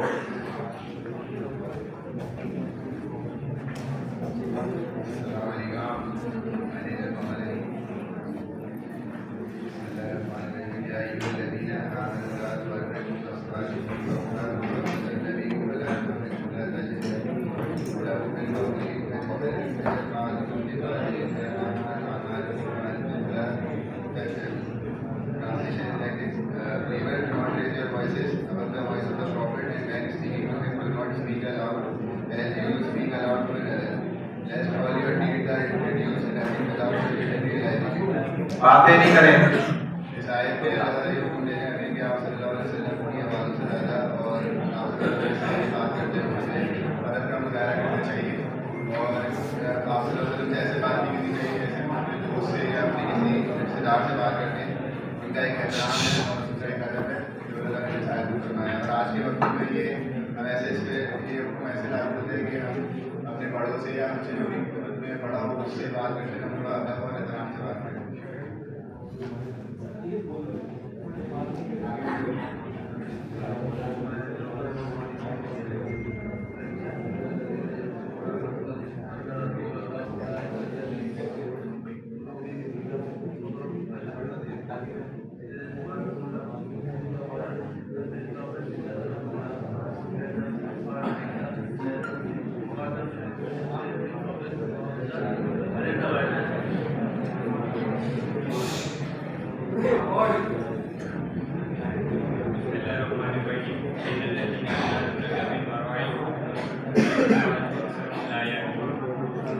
Surely most of those who fall out to you who profit from the behind the apartments are devoid of interest in it. इसके अंदर इस्लामी महीने के नवे साल के अंदर बनु तमीम के लोग हज़रत मोहम्मद सल्लल्लाहु अलैहि वसल्लम के घर के बाहर पहुंच गए और जोर जोर से उन्हें पुकारने लगे, वो prophet come to us and speak to us. तो आप सल्लल्लाहु अलैहि वसल्लम ने ये अमल को पर तहजीबी के तौर पर लिया और उसके बाद अल्लाह ताला ने ये आयत उन पर नाजिल फरमाई कि आप सल्लल्लाहु अलैहि वसल्लम रोकें इन्हें मना करें, क्योंकि ये शान के खिलाफ जाती है बात।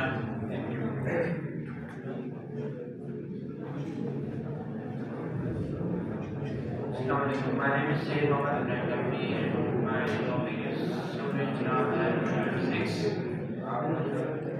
Bismillah ar-Rahman ar-Rahim. Bismillah ar-Rahman ar-Rahim.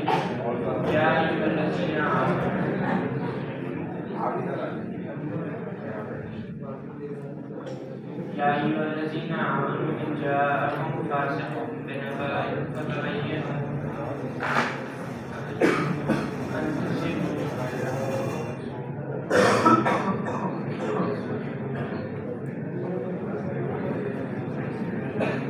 भाई खामोश हो जाओ। हम तो सीबू कौमम बिजहालती। बिस्मिल्लाहिर्रहमानिर्रहीम। या अय्युहल्लज़ीना आमनू इन जाअकुम कौमन फासिकुम बिनबाइन फतबय्यनु अन तुसिबू कौमन बिजहालतिन फतुसबिहू अला मा फ़अलतुम नादिमीन। The translation is, who you have believed, if some disobedient comes to you with some information, lest if you instigate, for you may harm people because of your ignorance and for what you have done regretful. The explanation is that different scholars, Islam scholars have said that this ayat is being said to Walid bin Uqba. This ayat is being said to Walid bin Uqba. It is said that when they reached the place, for some reason they got scared and returned to our Prophet Muhammad, peace be upon him, and telling him that they refused to pay the zakat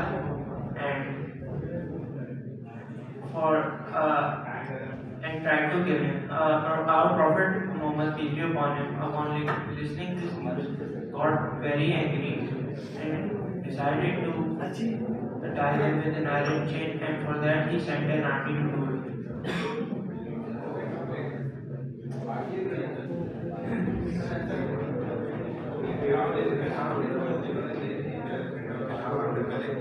presentation ऐसे नहीं होती है, इसमें तो किसी को number नहीं मिलेगा। ये तो आप न्यूज़ पढ़ लें और मुझे बिल्कुल अंदाज़ा हो गया कि आप वैसे किसी एक ने भी तैयारी की। यहाँ खड़े खड़े उन्होंने देखा है, देखकर आप हर चीज़ पढ़ लें। पढ़ने से ही अंदाज़ा हो गया कि आपने पहले कुछ इसको खोल के देखा ही नहीं है। तो इंशाल्लाह आपको भी उसी तरह के नंबर मिलेंगे बोलने में। अब नंबर आपके सीपी में अगर कम होंगे तो आपको मुझे कहने की ज़रूरत नहीं है दोबारा कि नंबर मेरे कम कैसे हो गया। कोई भी स्टूडेंट मुझे एक दफ़ा भी मत बोले मंडे क्लास। सेकंड ग्रुप कौन है? मैं स्किप कर रहा हूँ, फिर इनकी नहीं होगी प्रेजेंटेशन दोबारा। जल्दी आ जाओ, जल्दी से भेजी थी ईमेल, पता चलिए किस नाम से। जल्दी आ जाओ, जल्दी करो। टाइम वैसे ही नहीं है, जल्दी करो।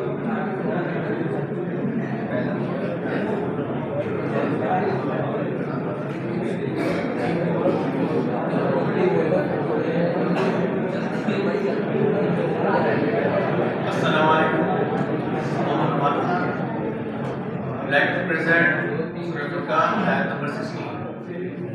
أعوذ بالله من الشيطان الرجيم. بسم الله الرحمن الرحيم. وإذا قيل لهم اسجدوا للرحمن قالوا وما الرحمن أنسجد لما تأمرون فزادهم نفورا. Translation of this ayat: when it is said to them, prostrate most gracious, they say, what is most gracious? Shall we prostrate to that which thou commandest us, and it increases their aversion from the truth.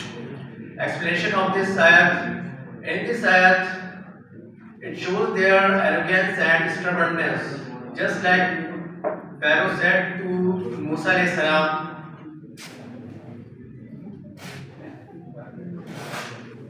what is the Lord of the universe? For disbelievers of Makkah, they were not unaware of merciful, nor was Pharaoh unaware of Lord of the universe. This ayat itself shows that the question about merciful was not ignorance but their rebelliousness. Otherwise, Allah wouldn't punish them for this. Would have informed that Allah Himself is merciful, and also the word merciful, Rahman, is from Allah, and had been common usage in Arabia since the ancient time. Now, I would like to call the next person for his presentation. Thank you very much. Jazakallah. My name is Mohammed Saad and I am presenting ayat number 22 from Surah Al-Anbiya. لو كان فيهما آلهة إلا الله لفسدتهما سبحان الله رب العرش عما يصفون. Anything, whatever He wants to do. So we should obey Allah and don't go for the forbidden things that He told us in the way of Allah. Thank you. Jazakallah. My name is I am presenting ayat number 79, Surah Al-Imran. Bismillahirrahmanirrahim. Ma kana li-basharin an yu'ta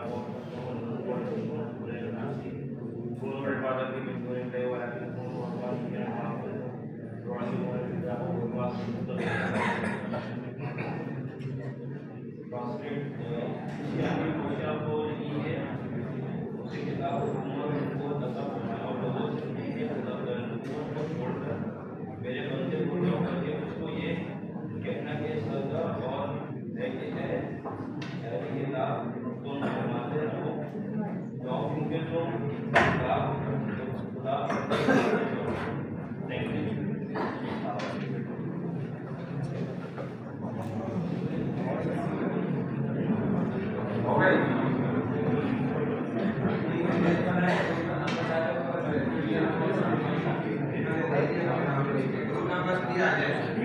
group number 3 आ जाए। सलाम अगर करता है उसका जवाब देना वाजिब है, जवाब देना चाहिए। जवाब में अच्छी कोई बात करता है तो उस पर उसको जवाब देनी चाहिए, सुभान अल्लाह या अल्हम्दुलिल्लाह कहना चाहिए। आपका नाम क्या है? नवाज। इन्होंने फिर भी अंदाजा हुआ कि तैयारी करी है इसने, भले आयत में इन्होंने कुछ गलत भी पढ़ा, कोई मसला नहीं है, सीखने के वक्त में हो जाता है, लेकिन माशाल्लाह जिस कॉन्फिडेंस से पढ़ा उस वजह से इसको अच्छे नंबर मिले। बाकी उन्हें देखकर पढ़ा है, ये देखकर आप प्रेजेंटेशन नहीं देते। अगर ऐसे ही करना है तो ऐसे तो इंग्लिश पढ़ने में मुझे कोई मसला नहीं है, मैं तो देखकर आपको पूरी क्लास इंग्लिश में दे सकता हूँ, कोई मसला नहीं है, बात नहीं समझ आ रही। लेकिन देखकर ही तो आपने नहीं करना, अपने दिमाग से कर रहे हैं। इसका मतलब आपका दिमाग उस कागज के अंदर है, वो कागज गायब हो गया था, आपका दिमाग गायब है। इसका मतलब तो आप अपनी तैयारी से, भले इधर आप 1 मिनट बात करें, लेकिन अपनी तैयारी से करें मुकम्मल। इस वजह से जितने स्टूडेंट दे रहे हैं इनको प्रेजेंटेशन के नंबर सही नहीं मिल रहे, ये मुझे कल को ना कहें कि मुझे नंबर सही क्यों नहीं मिले, क्योंकि इन्होंने तैयारी नहीं करी। तैयारी करके आपने यहाँ प्रेजेंटेशन देनी है। हम 25 दिन से ऐसी बकवास नहीं कर रहे आपके सामने, ग्रुप पर एक एक चीज समझा रहे, बार बार पागलों की तरह लगे हुए। तो ये आपके 15 नंबर का है, ये आपने खुद अपने हाथ से जाहिर किए, मैंने नहीं जाहिर किए, मुझे ना बाद में कहिएगा।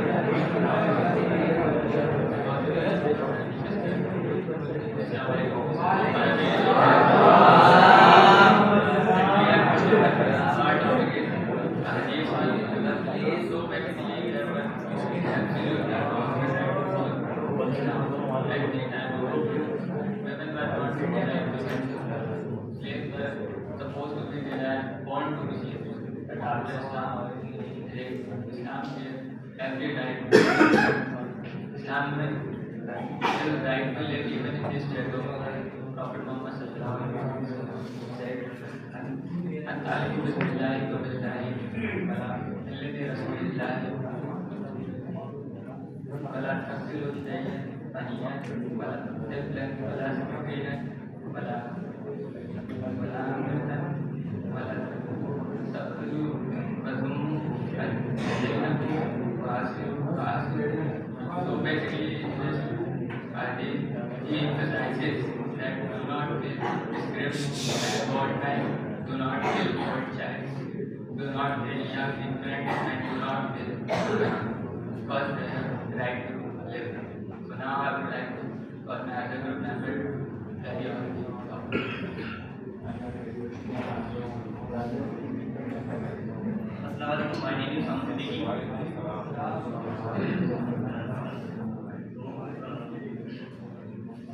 Our topic is human rights, hadith on human rights. So, Qala Rasulullah sallallahu alaihi wasallam, al-Muslimu man salima an-nasu min lisanihi wa yadihi wal mu'minu wal aminatu an-nasu ala dima'ihim wa amwalihim, which means the Muslim is the ones from whose tongue and hand the other Muslims are saved, and the believer is the one from the people's lives and wealth are saved. इसका मतलब है कि हज़रत सल्लल्लाहु अलैहि वसल्लम ने इरशाद फरमाया कि हमें से बेहतर मुसलमान वो है कि जिसके हाथ और ज़बान से दूसरे मुसलमान महफूज रहें, और हमें से बेहतर मोमिन वो है, हमें से मोमिन वो है जो जिससे लोग अपने माल और ज़िंदगी को महफूज रहें। शुक्रिया।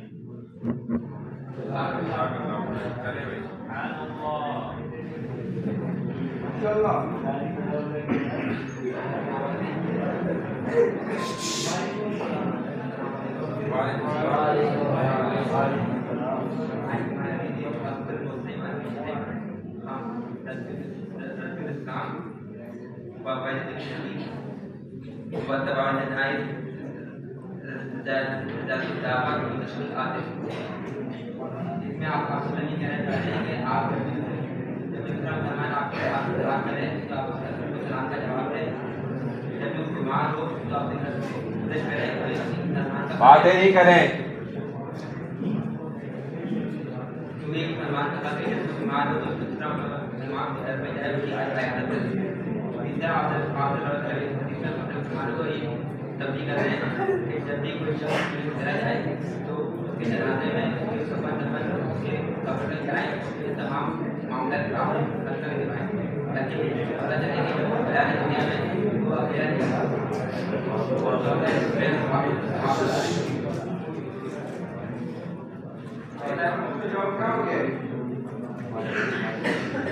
आप अपने मुसलमानों को ये बता रहे हैं कि जब भी कोई शख्स आपको दावत दे तो उसकी दावत से कबूल करें। यहाँ पर दावत में बात ये है कि जो शख्स एक मजलूम शख्स जब कहे कि मुझे मदद की जरूरत है तो आप आगे बढ़ें, उसकी मदद करें, उसको मना ना करें। और इसके बाद दावत एक और तस्वीर ये है कि वो सारी दावतें जो इस्लाम में जायज़ है उसमें आगे बढ़ जाएँ और शिरकत करें। आपसे आगे ना मैं आपके साथ बाहर निकाल दूंगा, फिर रोते रहना। दादा मुस्कुराहट आएगी ना, फिर ये मुस्कुराहट के साथ आप खड़े होंगे वहाँ थोड़ा पैर में 8 लोगों में निकाल दूंगा बाहर। और पाँचवीं राय ये है कि जो शख्स छींके स्पीच करे तो आप अगर आप उसके करीब मौजूद हैं उसका जवाब दें ताकि उसका मतलब ये होता है कि आप कहते हैं कि तुम पे ऐसे ही हो। Thank you so much.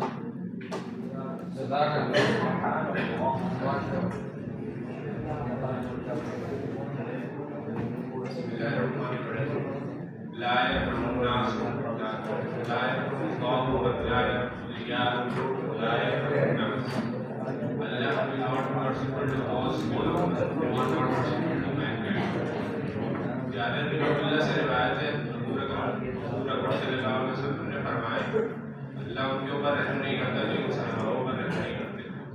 आज हमारी इंसानियत कहाँ है? गरम बिस्तर में लेटकर शिकवा करने वालों तुम्हें क्या खबर बाहर फटे कपड़ों में मुल्क की महरूमियाँ क्या होती हैं। यहाँ हमारे हुक्मरान अगर नस्ला हो जाए तो उसको गिराने के लिए इनके पहुँच जाते हैं। और एक सल्लल्लाहु अलैहि वसल्लम के दौर के हुक्मरान ने हज़रत उमर के कपड़ों पर 14 पेवन लगे होते थे, उन्होंने लाखों सैकड़ों एकड़ पर जो हुक्मरानी की। हज़रत उमर ने फरमाया अगर किसी दरिया किनारे एक कुत्ते का बच्चा भी मर जाता है तो उसका जिम्मेदार उमर होगा भूख के जरिए।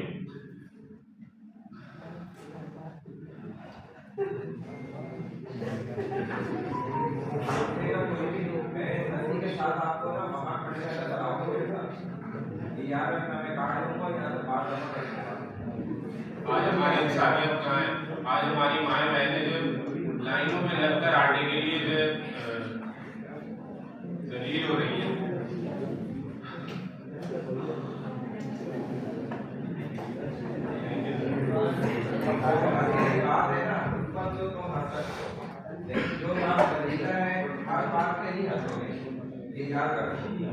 आप अपना ग्रुप का नंबर लिखिए, जिन्होंने दिए नाम लिखे, जो एडमिट है उसके नाम एड में लिख के मुझे दीजिएगा आपने।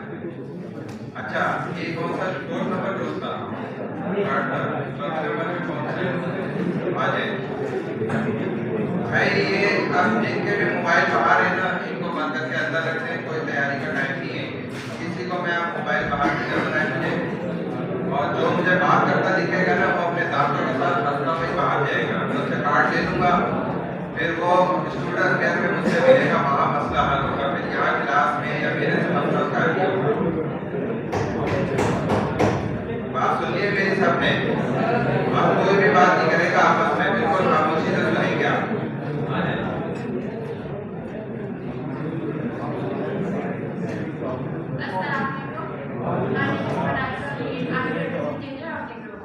First, I would like to thank Sir Imran Ashraf and to all of you for being here today with us.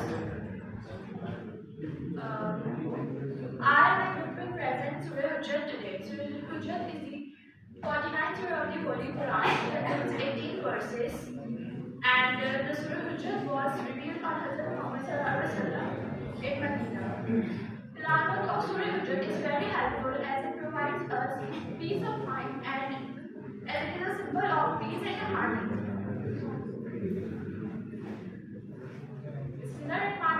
In the name of Allah, the most gracious and the most merciful. Ya ayyuhallazina amanu la tuqaddimu bayna yaday Allahi wa rasulihi wattaqullaha O believers, do not proceed in any manner before attacking from Allah and His Messenger. And fear Allah, surely Allah is all-knowing and hearing. Ya ayyuhallazina amanu la tarfa'u aswatakum fawqa sawti an-nabi wa la tajharu lahu bil-qawli kajahri ba'dukum li ba'din an tahzanu wa antum la tash'urun. O believers, do not raise your voices above the voice of Prophet Muhammad sallallahu alaihi wasallam, nor speak to him जाओ फिर वहाँ से cancel कराओ अपना admission, पूरा मुझे interview देने जाना होता है। ये तो जॉब के मसले इश्यूज हैं, मैं ना प्रेजेंटेशन दे सकता हूँ, ना मैं और भी काम कर सकता हूँ, क्लास में बैठ नहीं सकता। जाए आप बोलते हैं आप तो बता दें, मैं बैठ नहीं सकता क्लास में, आधे घंटे बाद ही खत्म इश्यू हो जाती है। मैं तो कह रहा हूँ ना, मैं यही काम देना। तो अपने एक काम करो, Allah has defined the righteous, they will have forgiveness and ungrateful. Now I would like to call my group members to the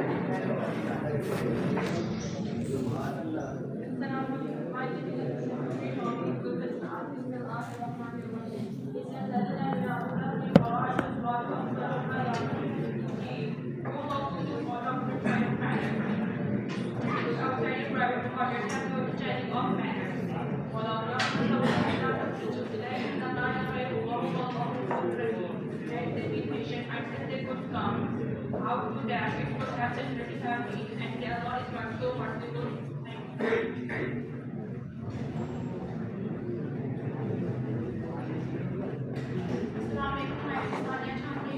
Now I read the verse number 7.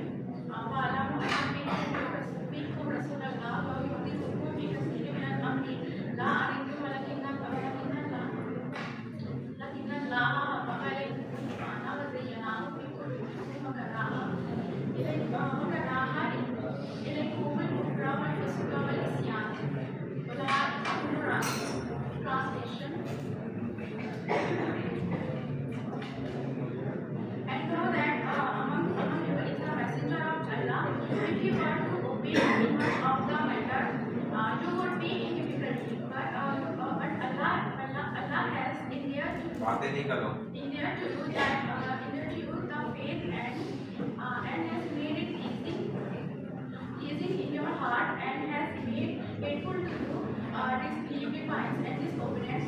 These are rightly guided.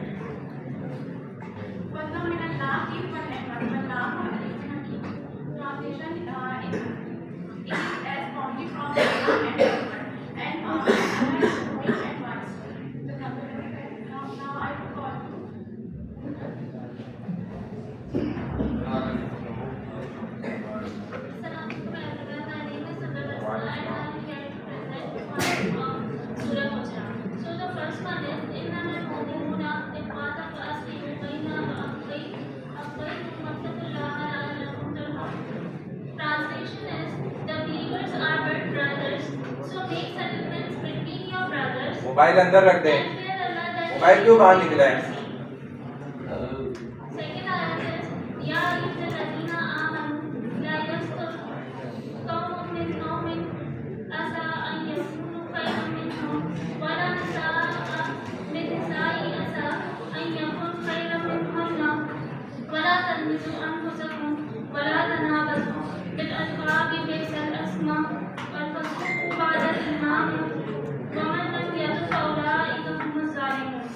Translation is, O you who have believed, let not a people ridicule another people, but as they may be better than them, not let women ridicule other women, but as they may be better than them.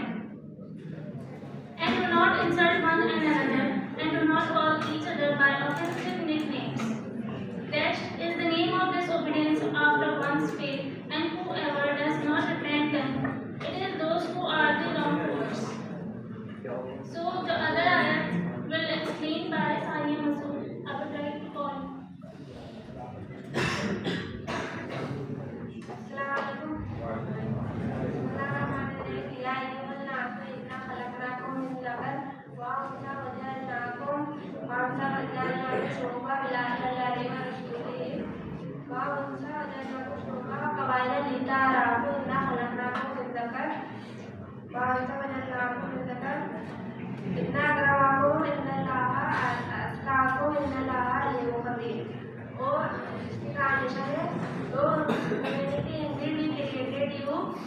From a male and a female, and we made you into people and tribes so that you may get to know one another.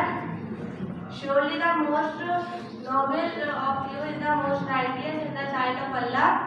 Allah is truly all knowing, all aware. Second is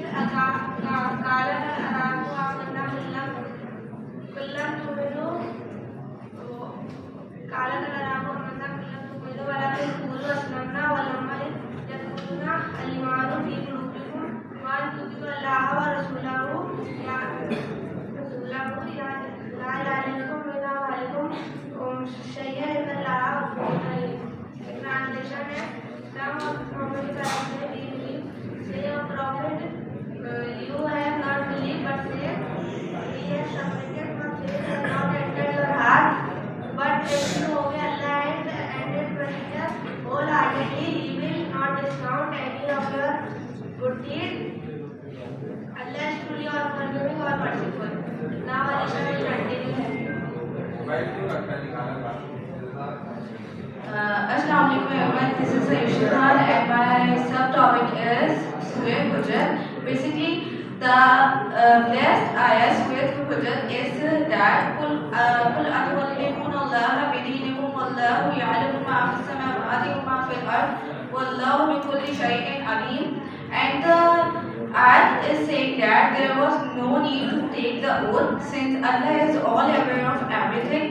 And now the ayat is 17 saying, basically the ayat is 17, last ayat is saying that Inna Allaha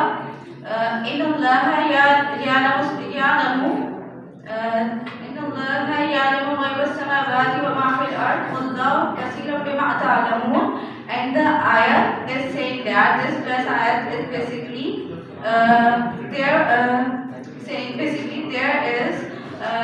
Allah is aware of everything, and what is concealed from sense perception in the earth and the heaven.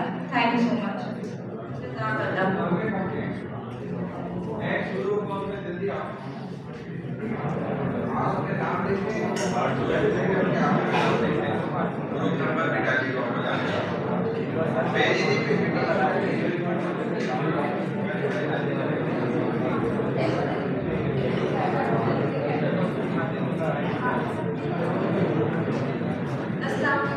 My name is Varda Salim. I would like to start my presentation with the name of Allah, who is grateful and merciful. The topic of my presentation is business for having no trouble. La ilaha illa anta subhanaka inni kuntu minaz zalimin. There are none worthy of worship besides you, glorified you. Surely I'm from the Prophet. Supplication. The supplication prayed by Hazrat Yunus Islam in the valley of faith as guidance. How to repent sincerely from Allah. It describes the Abu Allah that no one can accept forgiveness, while also containing the confession of brother iniquitous.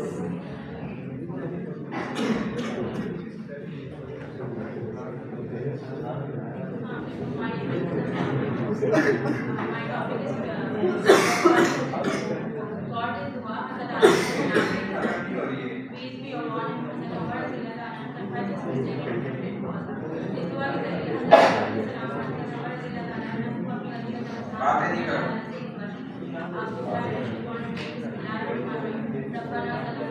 भाई, बातें नहीं करो, गधे को इतना समझा तो समझ जाता है। मैं तुम्हें वाकई गधा बना दूंगा, याद रखना। मजबूर करना मुझे, फिर मेरा गुस्सा निकल जाएगा ना, किसी को ये नहीं बोलना ये गलत जगह निकल रहा है, ये सही होगा।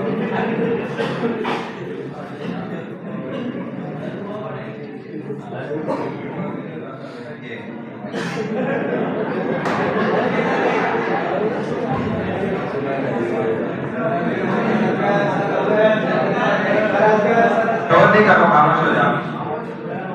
जो जिस बंदे को गुस्सा आता नहीं है, उसको गुस्सा आ जाए ना, फिर वो छोड़ना चाहिए।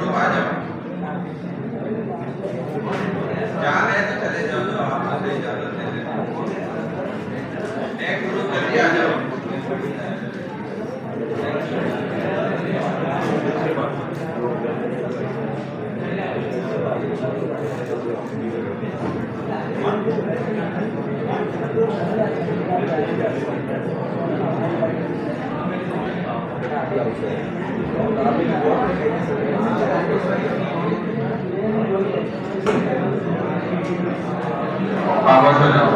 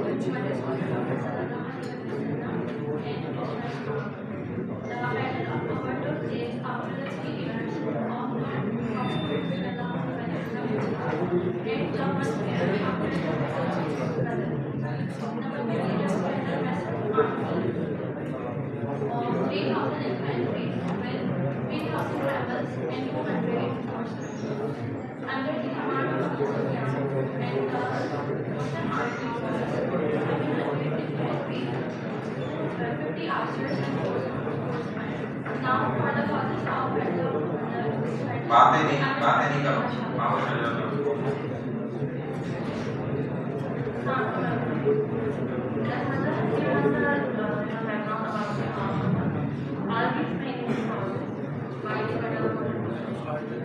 The first is even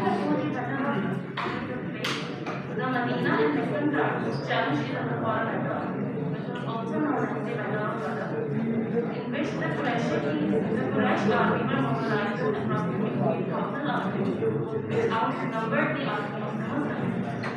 And despite the fact having more number of armies and even having the better logistics, still the defeated and failed in the hands of the Muslims. As the Qurayshites were too adamant in refusing their defeat, also the Abu Sufyan wanted to avenge the lives of the Muslims and the leaders who died and were defeated at the hands of the Muslims.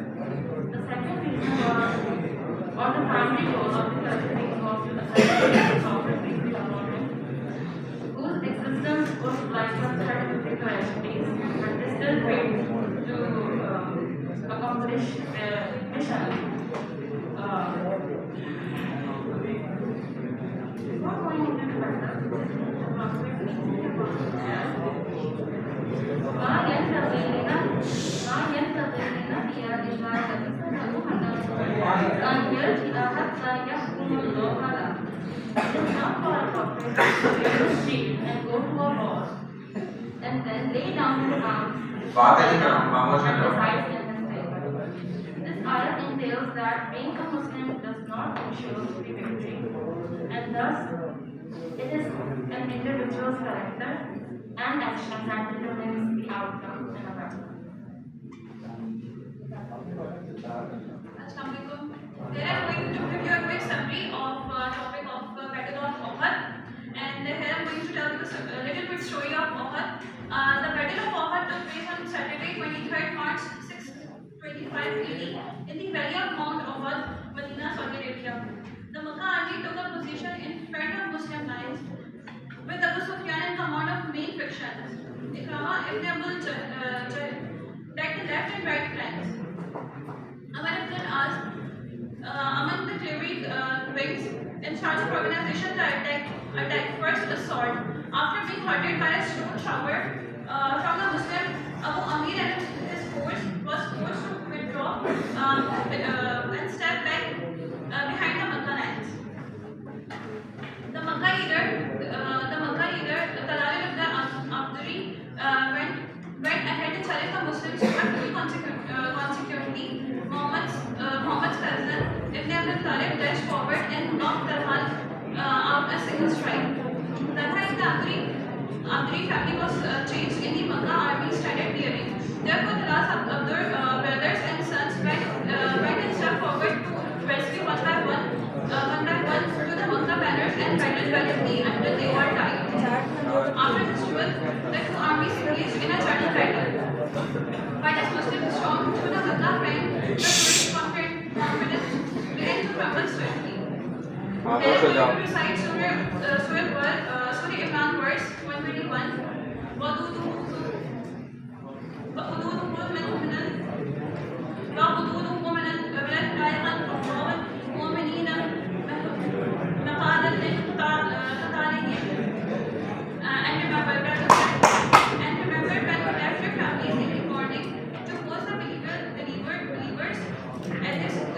तुम्हें बात समझ में नहीं आती ना, मैं उठा के बाहर निकाल दूंगा क्लास में। मुसलसल मना कर रहा हूँ, लाखों में लगे हुए हो। जब निकालूंगा ना एक बात तो सारे सीधे हो जाओगे फिर। नहीं समझ आ रही ऐसे।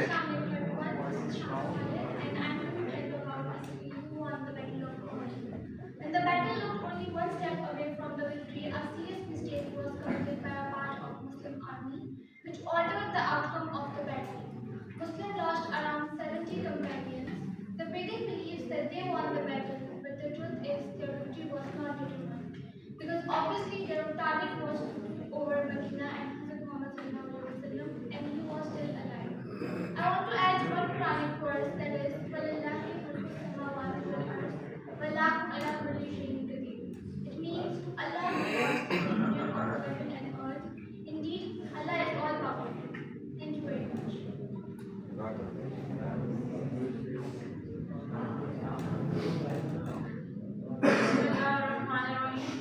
My name is Fardasta and today I am here to tell you that why Muslims lose the battle of Uhud. As it's already written in Quran in Surah Al-Imran, verses 152 and 165 that the reasons why Muslims defeated and God failed in the Uhud because as Prophet Muhammad sallallahu alaihi wasallam told Muslims to not get out of the flanks, but they did. वो लोग बाहर आ गए और उन्होंने profit Mohammad सल्लल्लाहु अलैहि वसल्लम को डिसओबे किया। अगर वो उनकी बात मानते तो शायद वो आज ये बैटल जीत चुके होते। As we all know that Hazrat Khalid bin Walid was there behind the Mount of Uhud and his people, and they didn't listen, so that's why they got defeated. There is also a verse that says that وَلَا تَهِنُوا وَلَا تَحْزَنُوا وَأَنْتُمْ لَا تَعْلَمُونَ إِنْ كُنتُم مُؤْمِنِينَ. Do not weaken and do not grieve, and you will be the superior if you are a true believer. So we should believe that. Thank you.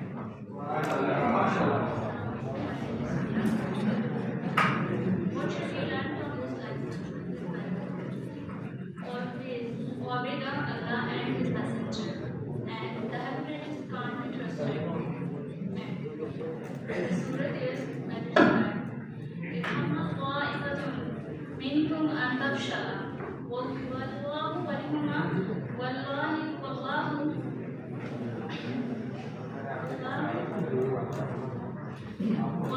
على الله فليتوكل لما يليق. Translation: two parties among them, you were used to courage, but Allah was their ally. And upon Allah, the believers should be reliant. And in this ayat, Allah Ta'ala described कह रहे हैं कि वहाँ पर when someone of the believer saw the जब वो लोग भाग रहे थे बैटल से मैदान जब छोड़कर जो कुछ बिलीवर्स थे उनका जो है ईमान डगमगाने लग गया, उनके दिलों में डर और खौफ पैदा हो गया। बट अल्लाह ताला वहाँ पर मौजूद थे और अल्लाह ताला का जो वो स्ट्रेंथ थी उनके दिलों में वो मौजूद थी। इसी वजह से वो लोग सिर्फ डरे लेकिन वो लोग वीक नहीं हुए क्योंकि उनका ईमान जो था वो वीक नहीं था। एंड जब ये डेडिकेट करता है कि their iman was not weak, it was a temporary fear in their hearts that had entered their heart upon seeing themselves to leave the battle. This battle. Thank you.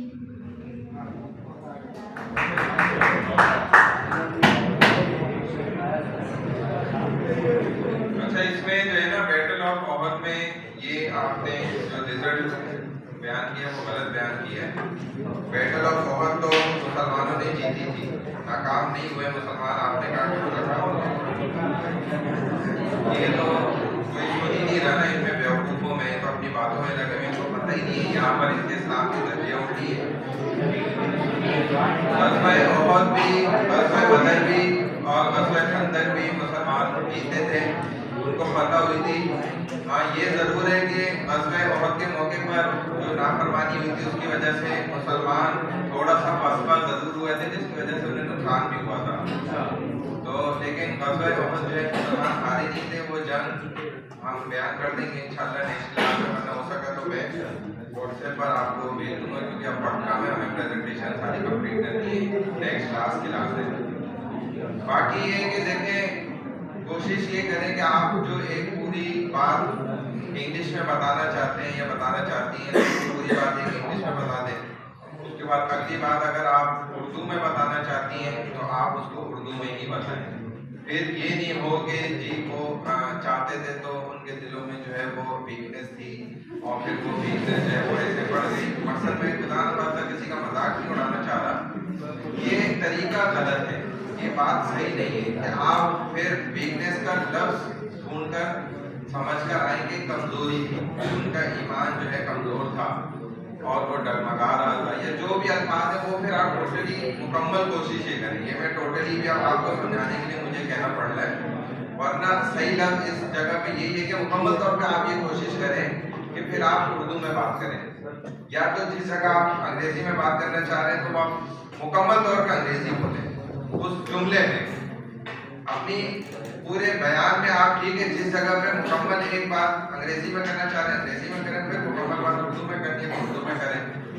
मतलब कुछ अल्फाज अंग्रेजी के कुछ उर्दू के, ये अजीब पता नहीं क्या पढ़े लिखे लोगों ने ये हरकतें शुरू करी हैं। अच्छे भले पढ़े लिखे लोग जिधर वो अंग्रेजी भूल जाते हैं, उधर जिधर उर्दू भूल जाते हैं वहाँ से अंग्रेजी शुरू, जिधर अंग्रेजी नहीं आ रही होती उधर से उर्दू शुरू। तो ये क्या तरीका है? ये तो कोई तरीका सही नहीं है, ये गलत चीज़ है। ये ग्रुप नंबर 7 था, 6 था। आप डिटेल लिख लें, नाम लिखें, जो एब्सेंट है उनके नाम आखिर में लिखते हैं। ग्रुप नंबर 7 कौन है? आ जाए, कितने स्टूडेंट हैं? जल्दी आ जाए, इनको करते फिर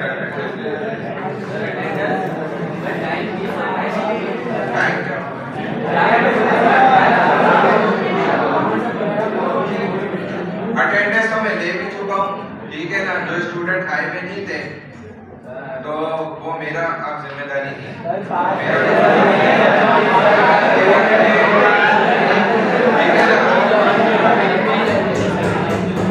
प्रेजेंटेशन में ऐसे ही होता है। प्रेजेंटेशन में बार बार अटेंडेंस बहुत ज़्यादा होता है। अगर बार बार अटेंडेंस देंगे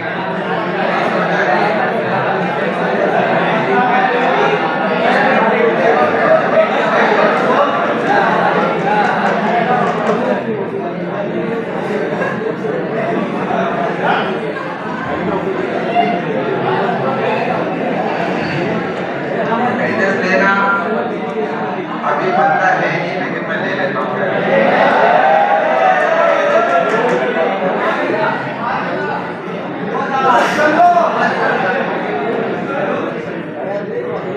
मंडे क्लास फर्स्ट सेक्शन है।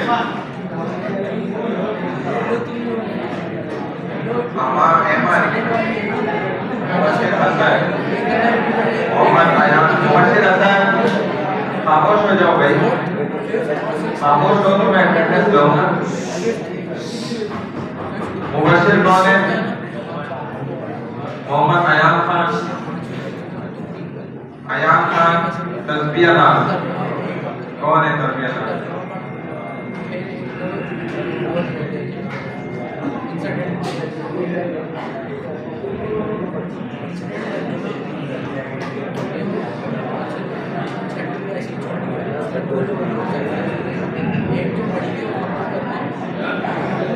प्रेजेंटेशन की तैयारी करें, ऐसे आपको नंबर नहीं मिलेंगे। अब्दुल हसीब, अब्दुल कबीर, अब्दुल राफेज, अब्दुल सलाम, अब्दुल समी सिद्दीकी। कौन है अब्दुल सलाम? अब्दुल समी सिद्दीकी।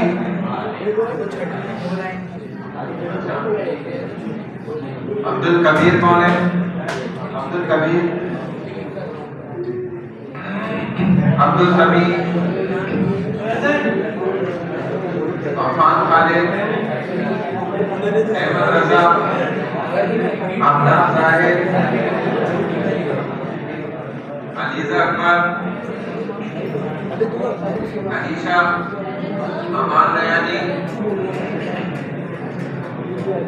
अनस अहमद मजहरी, अनस शेख, अनुषा अहमद,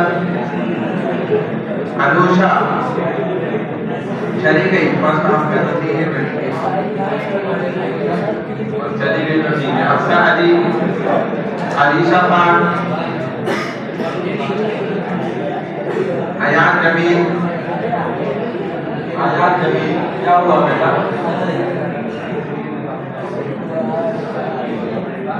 क्या हुआ?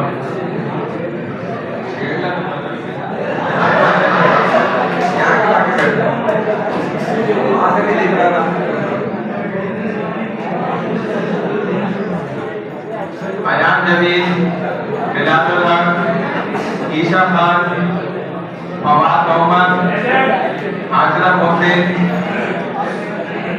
अमाल खान, हमजा अली। कौन है? हमजा नसीम, हमजा नसीम। अफजल इमरान, हसन कौन है?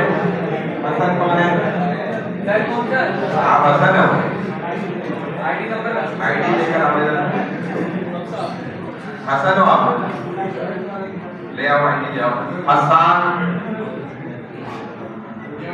मोहम्मद सईद, जल्दी लेकर आओ। हसान ताहिर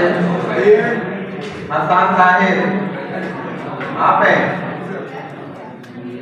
हुसैन अली असगर, हुजैफा अहमद, हुजैफा अली असगर, दिखाओ क्या है आईडी।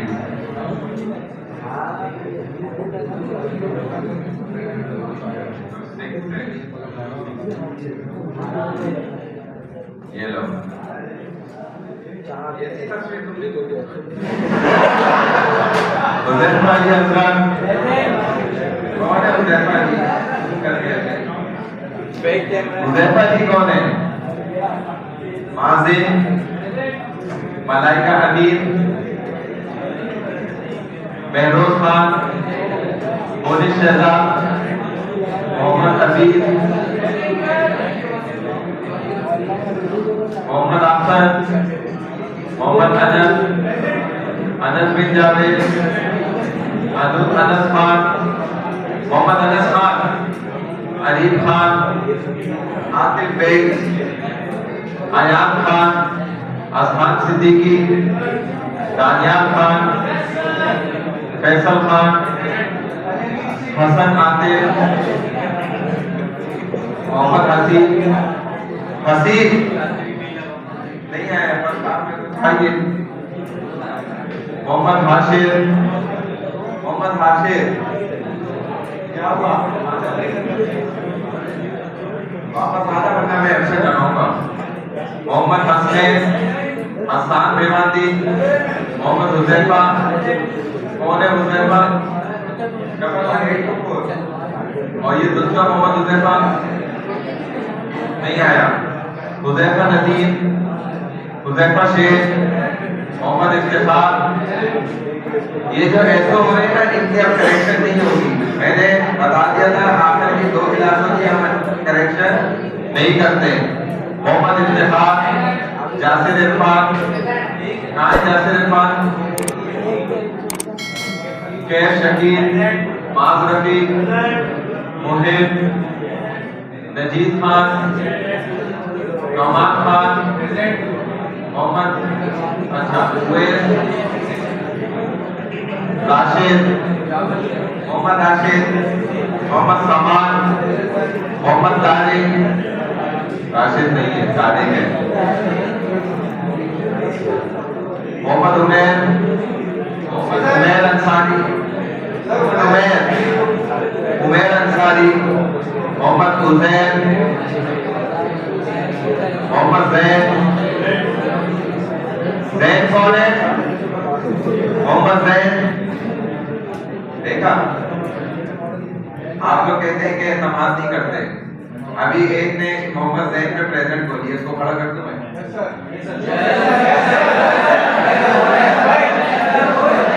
आपने बोली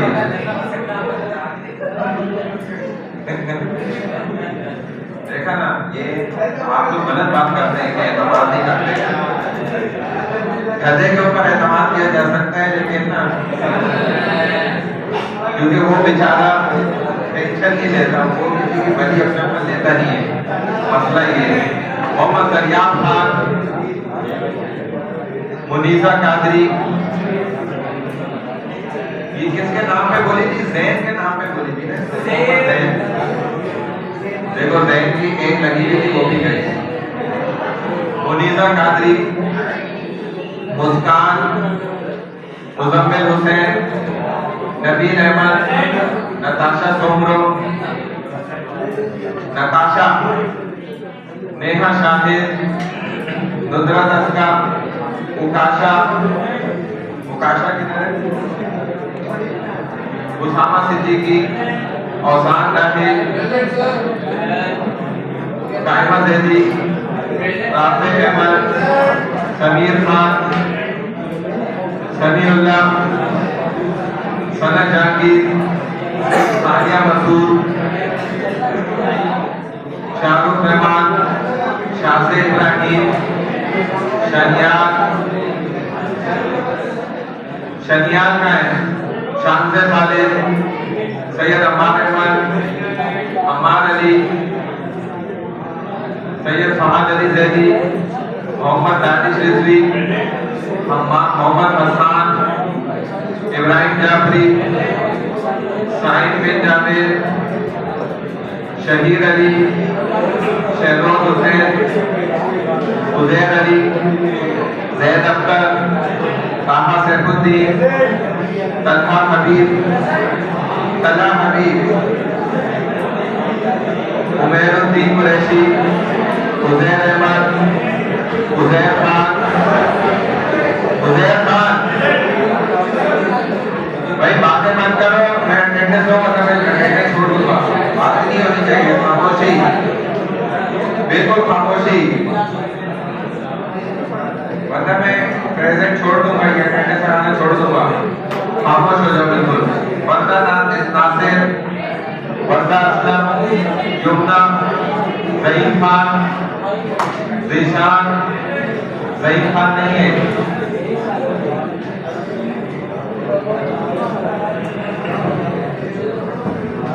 जिसकी हो गई है वो खामोशी से बात नहीं करे, और जिनकी नहीं हुई है वो जगह से उठते नहीं, वो जगह पे बैठे रहे, वरना फिर अटेंडेंस नहीं रहेगी, मैं जिम्मेदारी है उसका।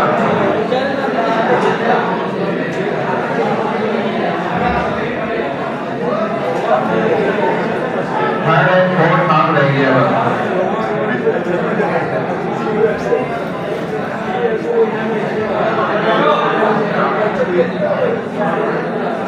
अब्दुल नासिर सिद्दीकी, अनस अली, अनस कहाँ है अनस? इधर आओ, आईडी लेके आओ, पिज्जा सलाम दे, हुसैन रिजवान, ग्रुप के पेपर मुझे लाजमी देकर गए था, यहाँ रखें, हुसैन रिजवान, हाफिज कला इकबाल, हसन इकबाल, हुज़ैफा अरशद, इस्माइल, कहकशा, माजबीन ताहिर, मिनहाजुद्दीन, मोहम्मद अली सिद्दीकी, मोहम्मद अयान, मोहम्मद आनिया खान, मोहम्मद हम्माद, ये एनईसी लेकर वो अपना आईडी कार्ड लेकर नहीं आया, मैंने कहा था क्या नाम है, अनस अली। टॉपिक के पेपर यहाँ रखिए, अपने पेपर रखिए जाओ प्रेजेंटेशन के। मोहम्मद मुबशिर, मोहम्मद हम्माद, मोहम्मद नौमान, मोहम्मद साद, समीर अली, नईमा, सदर, समीना, शेख मोहम्मद हसन रहमान, जवाद रजा नकवी, मोहम्मद अहमद रजा, उमैमा, वकार हैदर, क्या करना है?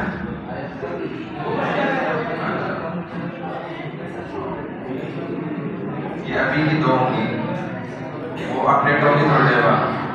लास्ट सेक्शन ये तो लग गई है ना, एक सेक्शन रहता है ये वाला। अच्छा, अब तो नाम है फरीदी,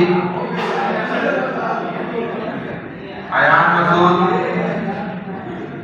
अहमद मुश्ताक, अली अहमद सिद्दीकी, अलिशा राजपूत, अलीजा, आमना अल्ताफ, अरसला खलील, फिज़्ज़ा खैरी, हमाद अफलाक, अंसला उमैर, हसनैन रजा, हुज़ैफा सफर सिद्दीकी, कमल शहबाज, किरण दिलमीर, माहा जावेद, महनूर अजीज, मोहम्मद अहसन इब्राहिम, माहा जावेद आप हैं?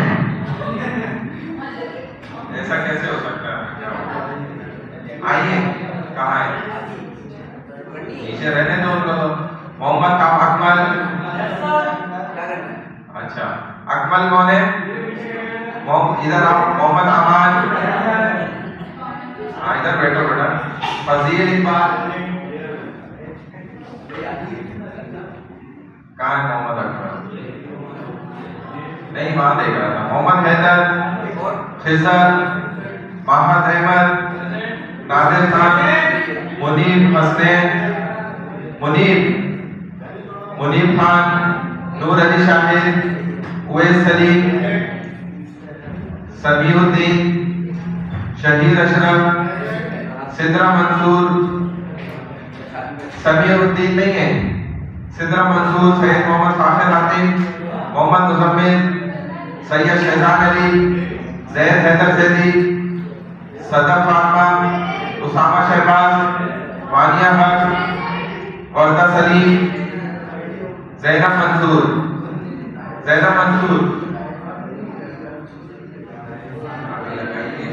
क्या नाम है इसी सेक्शन में? मेरा वो मोबाइल आके दोनों से एक बच्चा स्टॉप कर देना वीडियो, स्टॉप भी कर देना वीडियो। हाँ अच्छी बात है, अब याद आ तो उसी दिन कनेक्शन करानी थी ना वीडियो की चीज है। Thanks for watching. Don't forget to like, comment, share and subscribe to Famous Scholar को सब्सक्राइब करके बेल आइकन पे जरूर क्लिक करें। जज़ाकल्लाह।